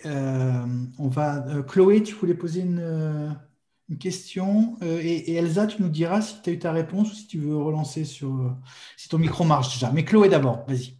Ok, bonjour, bonjour. Salut. Salut Chloé. D'être en direct avec vous après vous avoir vu par moult et moult vidéos, donc c'est grand joie d'être là. Ils sont beaux, hein? Ils sont beaux en vrai. Et ma question, c'est par rapport à une forme d'engagement quand on est justement dans l'ici et maintenant et que les envies peuvent tellement fluctuer d'un moment à l'autre. Comment on arrive à s'organiser et à s'engager dans que ce soit dans des relations, dans un travail, dans plein de choses. Parce que comme moi je vis les choses pour le moment, c'est très fluctuant. Donc je vais avoir envie de ça pendant un temps et puis pouf, ça va tomber, et puis ça, et puis pouf, ça va tomber. Et du coup, c'est c'est un peu, ça me perd un peu, quoi. C'est ok que ce soit comme ça d'une part, et il y a une part où, ok, et du coup de faire la différence entre l'élan, oui, cet élan du cœur ou parler du centre, et c'est aussi quelque chose qui, j'arrive pas à discerner entre quelles pensées sont l'élan du cœur, et quelles idées sont l'élan du cœur et qu'est-ce qui n'est pas. Voilà, c'est un peu. En fait, ce que tu décris, c'est une expérience qui peut arriver. C'est de passer à expérimenter plein de choses à court terme. Donc, tu te lances dans des trucs et après, ça s'arrête. Alors, ce qui est très drôle, c'est que ça peut même continuer après la réalisation du soi. Parce que justement, si tu es totalement dans l'élan du cœur, la notion d'engagement, ça ne veut rien dire pour le fait d'être. Spontanément, tu vas pas te dire genre je m'engage à faire un sport pendant un an, par exemple. Non, tu vas juste sentir que tu as envie de faire un truc. Tu vas le faire pendant un certain temps et ça va s'arrêter aussi vite que c'est venu. Et moi, je fonctionne beaucoup comme ça. Oui, par contre, j'ai pas du tout la sensation. Gérald aussi. J'ai pas du tout la sensation de me perdre parce que justement, tu ne peux pas te perdre. C'est-à-dire que tu peux, peu importe ce que tu fais, tu peux faire énormément de choses, tu peux expérimenter plein de trucs. Ce que tu es n'est pas impacté non plus par le champ d'expérience que tu vas faire. Donc, alors, des fois, on peut aussi vivre ce genre d'expérience, là, ce que tu me décris, pour réaliser justement qu'il y a quelque chose de stable et permanent malgré tout ce qui peut se vivre en termes d'expérience. Je prends l'exemple sur le chemin spirituel. Des fois, tu peux avoir plein d'expériences mystiques et d'expériences de méditation différentes pour à un moment donné te rendre compte qu'il y a quelque chose qui est stable derrière toutes les expériences, on va dire, d'états de conscience modifiés, ce qu'on appelle les états de conscience modifiés, ce qui ne veut rien dire, la conscience ne se modifie pas, mais ça paraît comme tel. Et tout ça, ça va te permettre de réaliser qu'en fait, il y a une stabilité quelque part, c'est-à-dire cela qui fait l'expérience ne fluctue pas. C'est ça. Donc tu n'es pas obligé d'arrêter cette façon de faire. En fait, en soi, tu suis la passion, c'est tout. C'est ça. Comment savoir si une pensée ou pas une pensée. En fait, l'idée, c'est pas de savoir ce qui se passe au niveau de la pensée, c'est de savoir ce qui se passe au niveau du cœur, de ce qui t'enthousiaste. Est-ce que tu vas être plus précise peut-être dans la question? Oui, du coup, ça se focalise sur l'idée d'un travail avec un contrat de travail où ou d'être en relation plus intime avec quelqu'un, quand c'est changeant aussi vite, c'est compliqué de signer un contrat et puis ah bah oui, mais en fait non.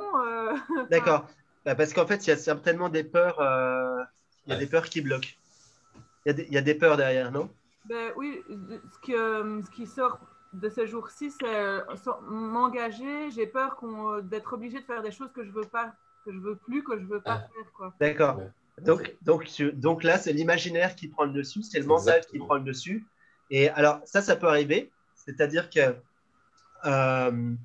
tant que tout n'est pas clair au niveau du mental, les élans du cœur se manifestent. En vérité, chez tout le monde, l'élan du cœur se manifeste. Oui. Mais c'est récupéré par un mental et par des émotions, etc. Et c'est là qu'il faut essayer d'être vigilant, de ne pas se faire rattraper. Parce que là, ce que tu me décris, tu vois, c'est que de l'imaginaire. C'est ça, c'est de l'imaginaire, c'est de la mentalisation. Ça n'existe pas. Ce n'est pas ce que te dit vraiment le cœur. Si tu veux être sûr, tu te mets en condition. Pour le coup, tu utilises ton imaginaire dans de la bonne façon, c'est-à-dire ce pourquoi il a été créé. Tu imagines quelque chose et tu ressens dans le corps ce qui se passe. Si tu ressens de l'ouverture, de la détente, de la joie, c'est par là. Il ne faut pas écouter la voix qui va te dire oui, mais, il faut écouter le ressenti. Et puis voilà. C'est ça. Mais toi, c'est dans l'instant. En fait, tu te mets dans la condition. Oui, et ok, on va m'obliger peut-être à faire des choses que je n'ai pas envie de faire. Et alors? Et là, tu laisses faire. Et il va forcément se manifester spontanément quelque chose dans le corps. Ça sera pour toi dissonant ou au contraire l'harmonie, peu importe. Et par rapport à ça, il y a spontanément une décision qui se prendra. Okay. Tu comprends? Oui, voilà. Oui. Très bien. Merci beaucoup. Merci. Il nous reste une demi-heure. Donc, on va essayer de prendre encore quelques questions. Ça va, Pierre, Gérald? Très bien. Ça va. Ok. Catherine, il y a Catherine qui voulait poser une question. Il y a Laure aussi, celle qui veut. Allez-y. Catherine. Allez, vas-y, Catherine Schockert. Salut. Tu n'avais pas de questions? Je me suis trompé? Ah bon, eh ben tant pis. Alors, non, mais mais Catherine, tu veux nous dire quelque chose quand même rapidement, vas-y. Non, je vous dis quand même bonjour. Bonjour Catherine. Et on t'embrasse aussi. En fait, ce qui est génial, c'est que tous les autres posent les questions que je souhaitais poser. Donc voilà, comme d'hab. C'est le concept. C'est souvent comme ça. Laure, elle a une panne d'électricité. Elsa a eu les réponses à ses questions. Stéphane, vas-y. Alors, bonjour à tous. Bonjour. Salut Alors, Stéphane. moi, j'ai une grosse question. Ah non, ça va pas le faire. Mais qui nécessite une petite réponse. La question, elle est grosse, mais je pense que la réponse, elle sera assez rapide.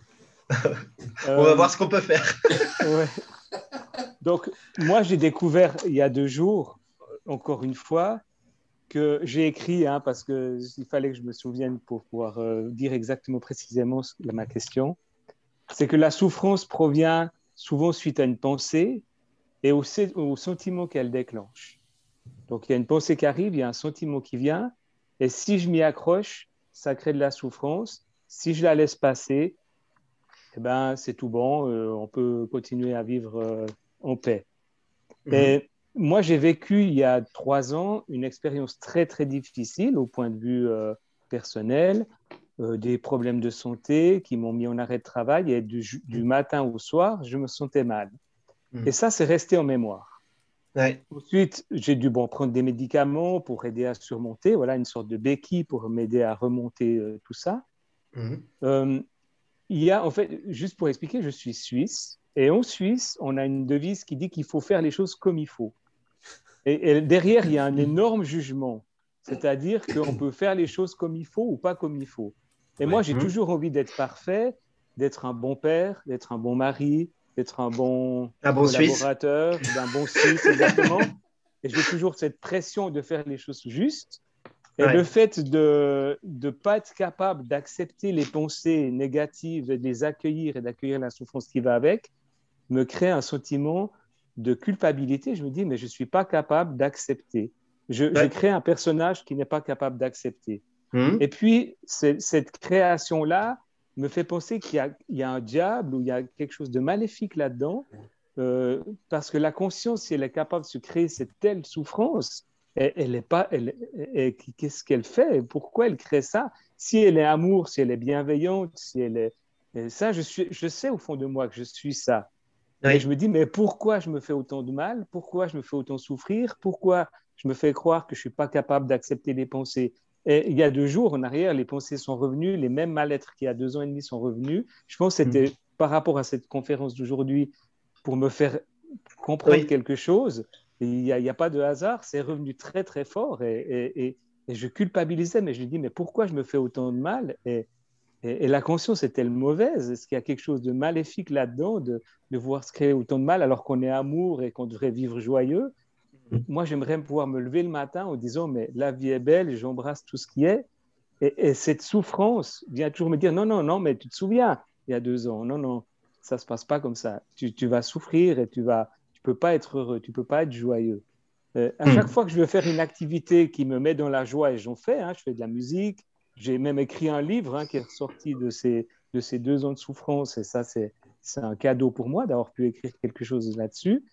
Chaque fois, il y a la petite voix qui me dit, non, non, mais attends, tu es joyeux, mais dès que tu aurais fini ton activité, tu vas de nouveau te retrouver seul avec toi-même, et ces pensées vont revenir et vont te refaire souffrir. Et moi, j'ai très peur d'être seul, en fait, parce que quand j'ai une activité, je me sens bien, je suis avec des amis, je plaisante, je suis un guéluron, et dès que je me retrouve seul avec cette voix qui me dit, tu souffres, il y a des gens qui souffrent sur cette planète, c'est injuste tout ce qui se passe, et si vraiment on est amour, ça ne devrait pas exister, cette souffrance, ça ne devrait pas exister, tous ces gens qui meurent. Et maintenant, avec le coronavirus, c'est vrai qu'on voit encore d'autant plus tous ces gens qui doivent rester chez eux, ces vieilles personnes qui sont seules à la maison, qui ne peuvent même plus aller boire un café avec leurs amis.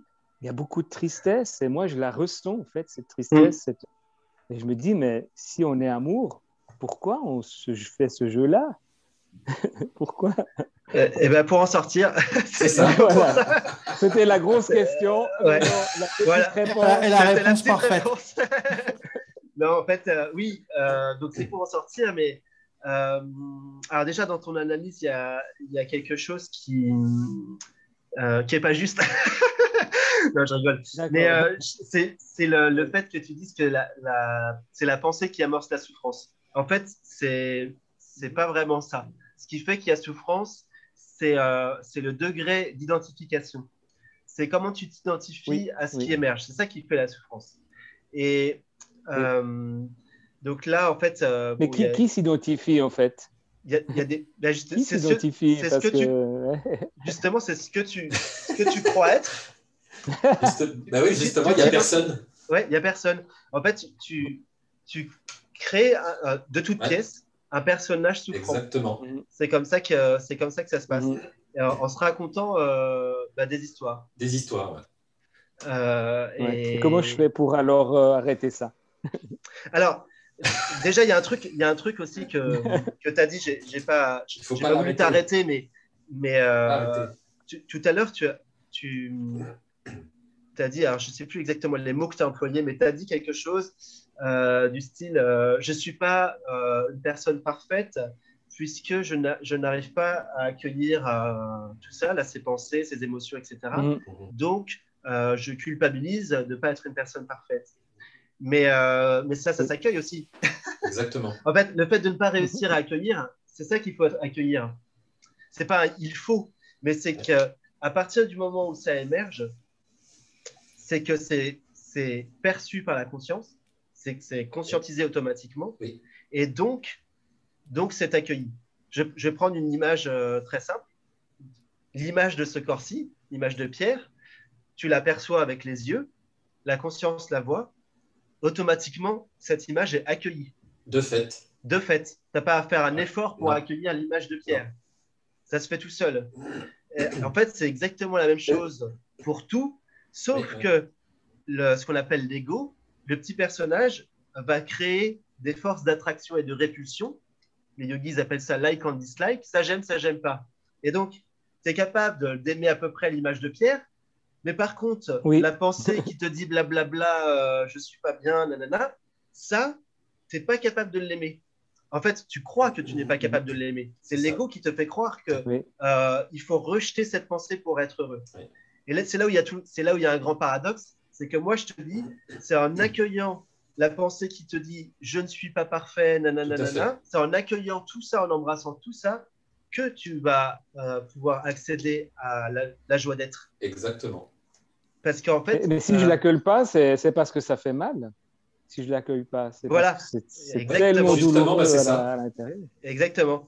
C'est pour ça qu'il y a, pour faire un parallèle avec ce que tu disais par rapport au coronavirus, c'est pour ça qu'il y a plus de souffrance actuellement. En fait, en vérité, il n'y a pas plus de souffrance psychologique actuellement. C'est juste que ça se voit. C'est-à-dire que les gens, quand ils ne vont pas bien, ce qu'ils font en général, c'est qu'ils vont prendre l'apéro. Mais ça ne résout pas le problème. Donc, en fait, c'est pour ça que la voie de l'introspection est souvent préconisée. C'est parce qu'en fait, pour vraiment voir ce qui est tel que c'est, il y a la nécessité d'aller voir en soi.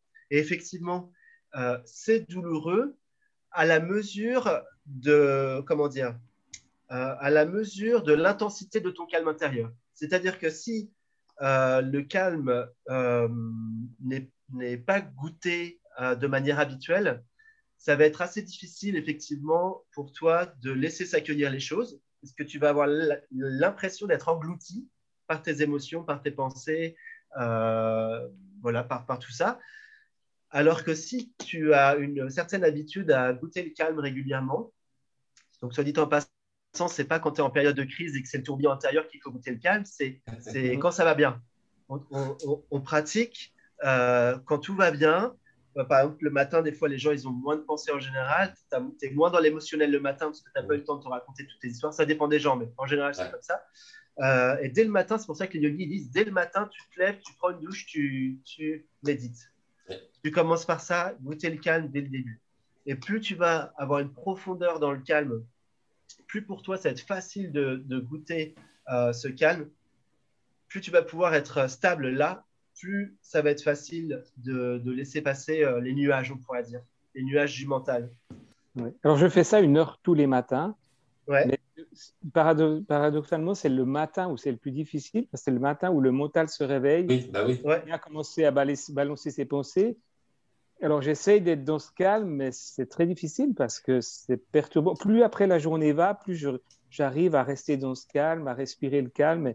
Et plus on approche de la fin de la journée, peut-être parce que le mental se dit, bon, on est bientôt au bout de la galère. Ouais, alors ça dépend. C'est vrai qu'il y a des personnes qui sont plus à l'aise à méditer la nuit avant d'aller se coucher. Et c'est bien aussi. Il faut savoir aussi que la méditation, c'est un peu au niveau intensité, c'est ce qu'il y a de plus intense en termes d'introspection. Tout à fait. Mais il y a il y a des crans possibles. Tu peux commencer par faire ce qu'on appelle des actions désintéressées, comme, je sais pas, tu fais le jardin tous les jours, par exemple. C'est une forme de méditation. Et puis, petit à petit, tu t'intériorises de plus en plus. Mais au début, quelqu'un de vraiment très, très agité en ashram, si tu es en ashram, tu arrives en ashram et que tu as vécu, je ne sais pas, un trauma ou quelque chose de grave en termes de relations, bref, s'il y a un truc intérieurement qui est pas du tout réglé, on va te dire, va faire du karma yoga. C'est le premier truc qu'on va te dire. On va te dire, va t'occuper des autres, va donner à manger aux gens, voilà, ça c'est la première chose qu'on va te dire. Après, on va te dire, ok, tu arrives à faire du karma yoga sans trop être pris dans ton mental. Maintenant, chante. Assieds-toi et chante des mantras, parce que le chant ouvre le cœur et te permet d'avoir une accessibilité à autre chose que le mental, à aller plus profond. Quand je chante, j'ai aucun souci. Hein, voilà. Eh bien, arrête de méditer et chante. Ouais, mais je ne peux pas chanter au bureau toute la journée. Chante intérieurement. Bien sûr. Okay. Tu chantes intérieurement. Moi, j'étais dans le mantra constamment quand je travaillais au cinéma. J'étais tout le temps dans le mantra. Quand je faisais de la caisse, je vendais des billets, des tickets de cinéma. Entre chaque client, j'avais le temps de chanter un mantra. Est-ce qu'on peut changer les pensées négatives? Est-ce qu'on peut les changer? Ou est-ce que le fait de vouloir changer une pensée veut dire je refuse qu'elle soit ainsi et je veux la transformer? Non, en tant que la conscience s'amuse, joue, et tu peux jouer à prendre n'importe quelle pensée et à l'inverser. D'ailleurs, c'est écrit dans les textes du yoga. Les sages le disent. C'est une technique. Ouais. Quand une pensée t'embête, prends la pensée opposée. C'est écrit dans les textes littéralement. Donc, je ne suis pas capable, ça donne je suis capable. et tu t'entraînes à faire de l'affirmation comme ça, 10 minutes par jour, par exemple, en ressentant ce qui se passe. Parce que moi, il y a le gentil Stéphane dit, quand une pensée apparaît, je dois l'écouter, je dois être sympathique avec elle, je dois la comprendre, je dois avoir la compassion, sauf que je ne la supporte pas, cette pensée, parce qu'elle me fait du mal. Alors, non, tu n'es pas obligé de tout comprendre et tout analyser, c'est trop fatigant. Oui, justement, moi, je m'épuise. C'est trop fatigant. Mais je fais ça avec les gens aussi. J'ai toujours envie d'aider les autres, de les comprendre, d'arrêter leur souffrance. En fait, je vois que je mets à l'extérieur quelque chose que je dois guérir en moi-même. C'est ça, il y a beaucoup de gens qui font ça et en fait, parce que il y a la croyance subconsciente qu'on est égoïste et donc qu'il faut s'occuper des autres pour être une bonne personne. Ça, c'est l'ego qui se rattrape lui-même en fait, pour se refaire un bon petit personnage. Et en fait, ça, c'est quelque chose qu'on entend très souvent sur le chemin spirituel. Vous êtes égoïste, vous passez votre temps à méditer tout seul dans votre coin. Vous êtes dans la béatitude, pendant ce temps-là, le monde va mal. Enfin, tout le monde va te sortir ça, tu vois. Ouais. Et en fait, la réponse, c'est que ce n'est pas être égoïste que de transcender l'ego. Voilà. Bon, Stéphane. Merci beaucoup. Merci. Merci à toi. On a eu une réponse plus longue que la question, Pierre. Home. On va prendre. Ouais, tu as dit home, et puis voilà. Ouais. On va en prendre une ou deux encore, et même peut-être qu'une, ça dépendra de la réponse de Pierre et Gérald. Il y a quelqu'un qui voulait poser une question, mais je ne suis pas sûr de bien prononcer le nom. C'est Whitmith Howard. Est-ce que tu m'entends? Bonjour à tous. Salut, vas-y. Ouais, vas-y. Super, merci. Mon prénom, il se prononce Whitnith. Ok, d'accord. Je l'ai bien dit alors. Et tu n'as pas de vidéo? Ouais. Comment? Tu n'as pas de non, vidéo? Là, je n'ai pas une très bonne visibilité. Hein. Ok, vas-y.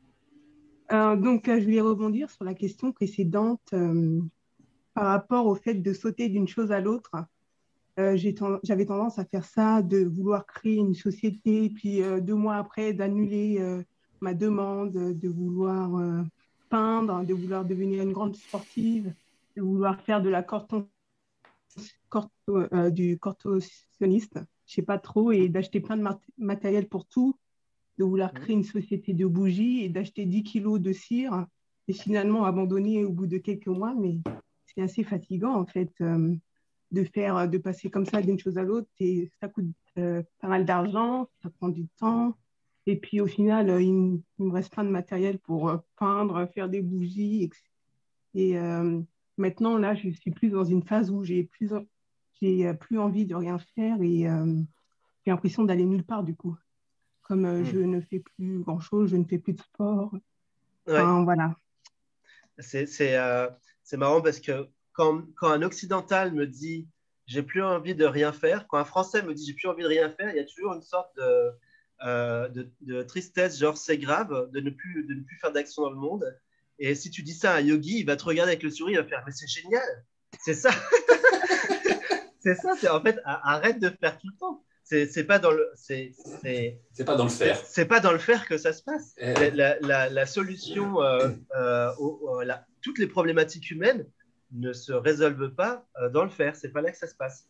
Donc c'est génial de ne pas être dans l'envie de ne rien faire, dans l'envie de faire. Je sais plus ce que ouais. Mais donc du coup, reste tranquille. Voilà. Reste tranquille et savoure ça et goûte ça.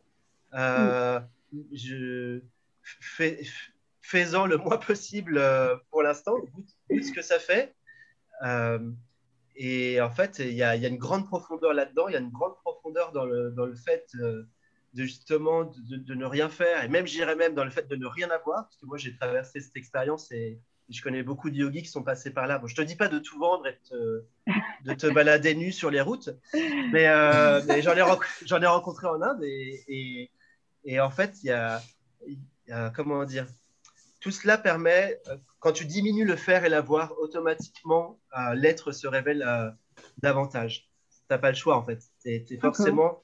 voilà, c'est ça, quoi. Ça se révèle. D'accord. Donc, même concernant la réalisation, j'ai même plus envie vraiment de chercher. Ouais, c'est parfait. Ben, c'est ça. Même ça, en fait, même le fait d'arrêter les pratiques formelles, par exemple, ça fait partie du chemin. Exactement. Il y a un moment donné où ça s'arrête, quoi. Ouais, c'est ça. D'accord. Même les mantras, en fait, ça me plaît même plus de faire dans mon lit quand j'arrive pas à dormir. Je m'ennuie. Enfin, ça me lasse très vite, en fait. Ouais. Ce qui est, donc c'est une des voies possibles, c'est justement cette voie de juste rester là exactement. Et de profiter de ça. C'est tout en fait. Bah, c'est super, c'est ce que je fais du coup quand j'en ai marre du mantra, je reste juste là et j'accueille, voilà. Exactement. Exactement. Et tu décantes. Voilà, c'est ça. Profite de ça. Voilà. Super. Moi, laisse décanter.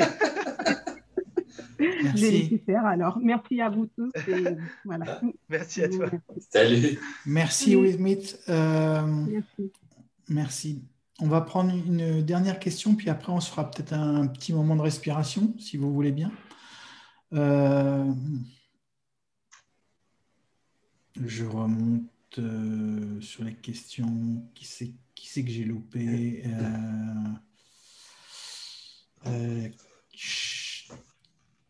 J'arrive. SF. J'ai loupé SF. SF comme... SF, es-tu là? SF. Mets ton micro. Comme si tu mets ton micro, SF. Non. Ça y est, alors, ça Isabelle. y est. Voilà, c'était après, bon. alors, SF ou Isabelle? Vas-y. Bon, alors, petite question rapide. Bonjour. Vas-y, bonjour. Oui. C'est par rapport aux addictions. Okay. Et par rapport au fait, justement, de boire, de fumer. On dit que ça éloigne du chemin et en même temps, si tout est conscience, pourquoi ça éloigne du chemin, pourquoi ça brouille les cartes, pourquoi on ne peut pas simplement, si on a l'élan de fumer, ou si on a l'élan de boire quelque chose, le boire, sans que ça nous éloigne, si on a l'impression que la fête, ça fait partie de notre chemin et que c'est quelque chose d'important pour nous. Voilà, j'ai une interrogation par rapport à ça parce que grâce à toi, j'ai...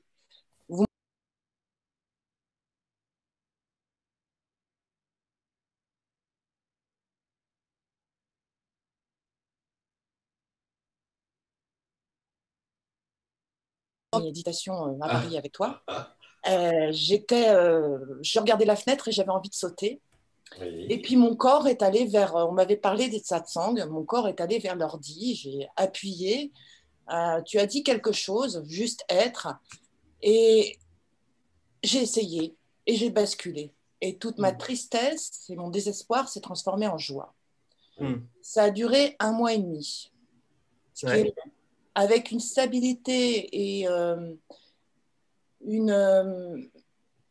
une communication avec mes enfants que j'avais jamais eue. Quelque chose... Bon, je les ai pas vus beaucoup, mais quand ils sont rentrés, parce que c'était en confinement, et bref, c'était compliqué chez moi, donc ils étaient chez leur père. Et des rapports avec ma fille aînée, j'étais là tout le temps. Bon, je ne fumais pas à l'époque. C'est vrai, pendant un moment, j'avais arrêté parce que j'ai envie d'être droite. Et que voilà, je suis en conflit par rapport à ça. Et par rapport au faire aussi, et au jugement, et à... Et voilà, et puis bon, 2 mois plus tard, je me suis cassé la hanche, je suis tombée, et bon, c'était parti. Et une journée, malgré tout ce qu'il m'avait mis comme produit pour les opérations, tout ça, c'est revenu. La couleur, en fait, ça passe par les couleurs beaucoup. Et à l'intérieur de soi, en fait, tout était... C'est comme si j'avais des yeux à l'intérieur et tout partait de ces yeux et j'étais effectivement tout, aussi bien la table que la tasse de café. Et effectivement, les objets inanimés avaient autant de vie que moi. Et je me suis demandé si vraiment j'avais réalisé, en fait. Bon, je me suis demandé si c'était vrai, parce qu'il y avait des gens qui me disaient « Mais non, ça peut pas, c'est pas possible. il faut un long chemin, etc. Et déjà, ça c'est faux. Hein. Je précise tout de suite, c'est faux. Le fait qu'il faille un long chemin de pratique, non, ça, c'est faux, c'est pas vrai. Les idées qu'on pourrait... Ouais, c'est ça. Pierre, il y a beaucoup de sujets là qui ont été abordés. Peut-être on recommence au départ avec juste les addictions. Donc, les addictions. Alors déjà, tu appelles ça addiction, mais est-ce que c'est vraiment une addiction? Parce que il faut examiner le motif derrière l'action. C'est ça, mais ça, je recommande ça et c'est comme ça que tu vas te connaître. C'est-à-dire, quand tu fumes, qu'est-ce qui fait que tu fumes? C'est ça le truc. Parce que il y a fumer comme Nizar Gadata qui va te dire que qu'est-ce qui te fait croire qu'il y a quelqu'un qui fume pendant qu'il fume. Donc lui en fait, il n'est pas du tout assujetti à l'action de fumer. Et puis il y a aussi fumer parce que émotionnellement tu te sens pas bien et là tu compenses. Donc il y a l'addiction, la vraie addiction existe avec un mécanisme de compensation sous-jacent. Oui. Voilà. Donc une addiction existe parce que il y a quelque chose de sous-jacent qui n'a pas été conscientisé, et donc tu vas passer par ta compensation, tout simplement. Donc ça peut être plein de choses, hein. Pas que ça peut être aussi la nourriture, même des tendances, même des tendances. Ouais. Donc voilà, c'est pas que c'est mal, c'est que c'est important de le conscientiser. Oui. Donc c'est à toi de voir quand tu fumes, pourquoi tu fumes. Je connais des réalisés qui fument, donc ça change rien. Non. Voilà, effectivement, non, ça n'affecte pas la conscience.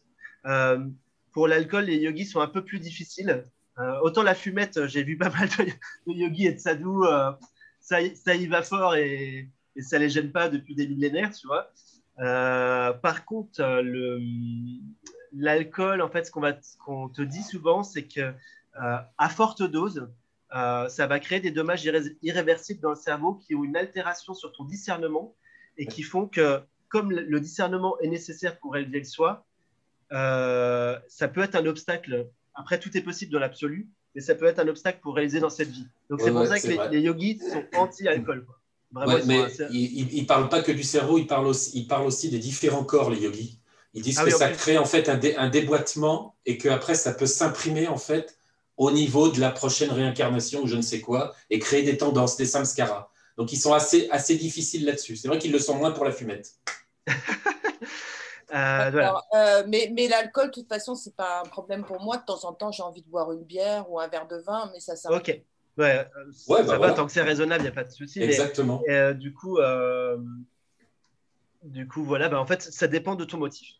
C'est ça. Tout à fait.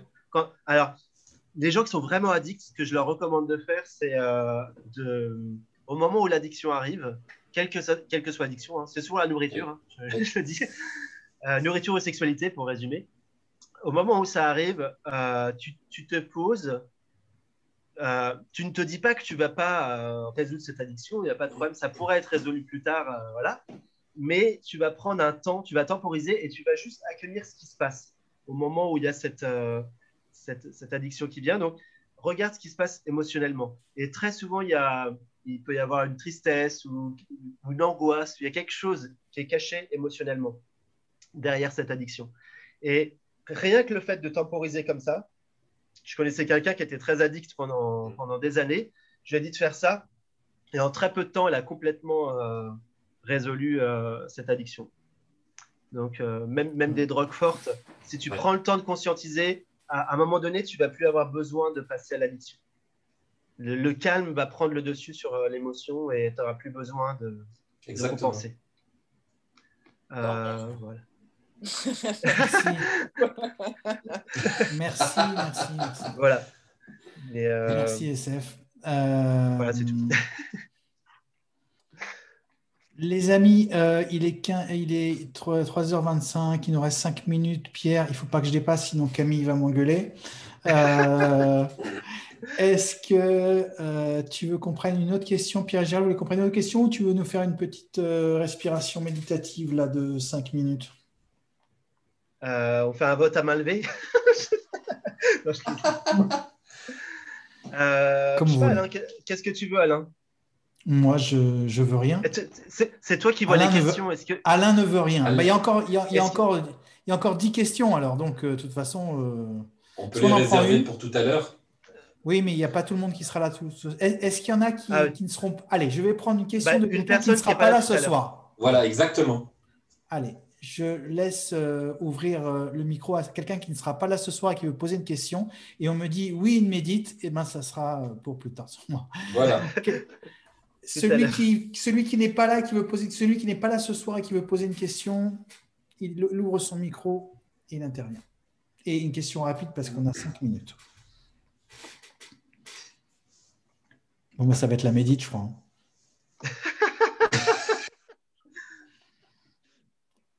Il y a personne.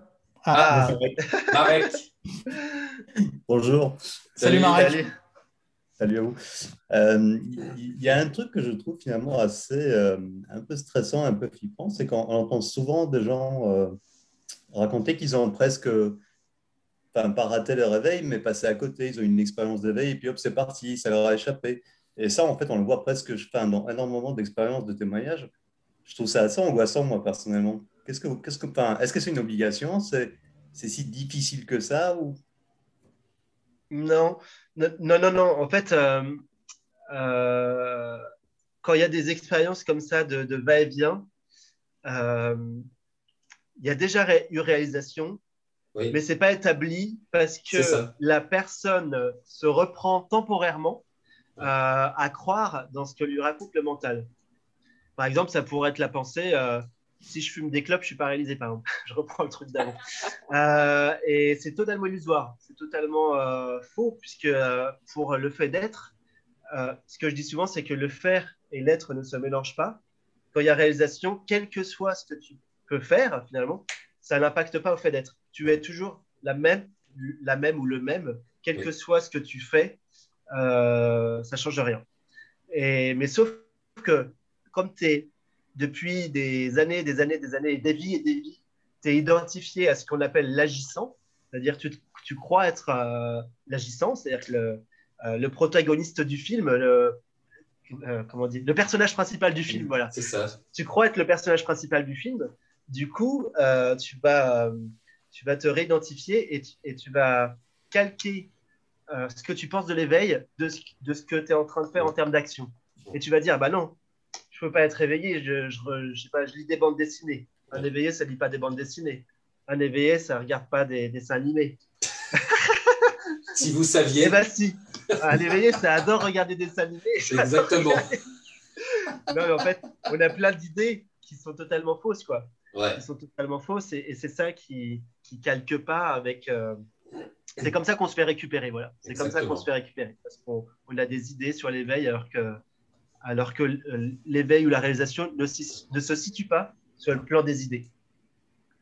Et donc, si tu te reprends à croire dans ce que te raconte le mental, eh bien, tu vas te faire croire qu'il n'y a pas réalisation, alors que si tu ne l'écoutes pas, ça va se stabiliser, ça se stabilise, quoi, automatiquement. Mais dès le moment où tu vis l'expérience d'unité, ça ne peut plus jamais disparaître. C'est comme un acquis. Ouais, c'est comme un acquis. Et même de vie en vie, ça ne peut pas s'oublier. Ouais, impossible. Donc ça reviendra forcément tôt ou tard. Oui, exactement. Ouais.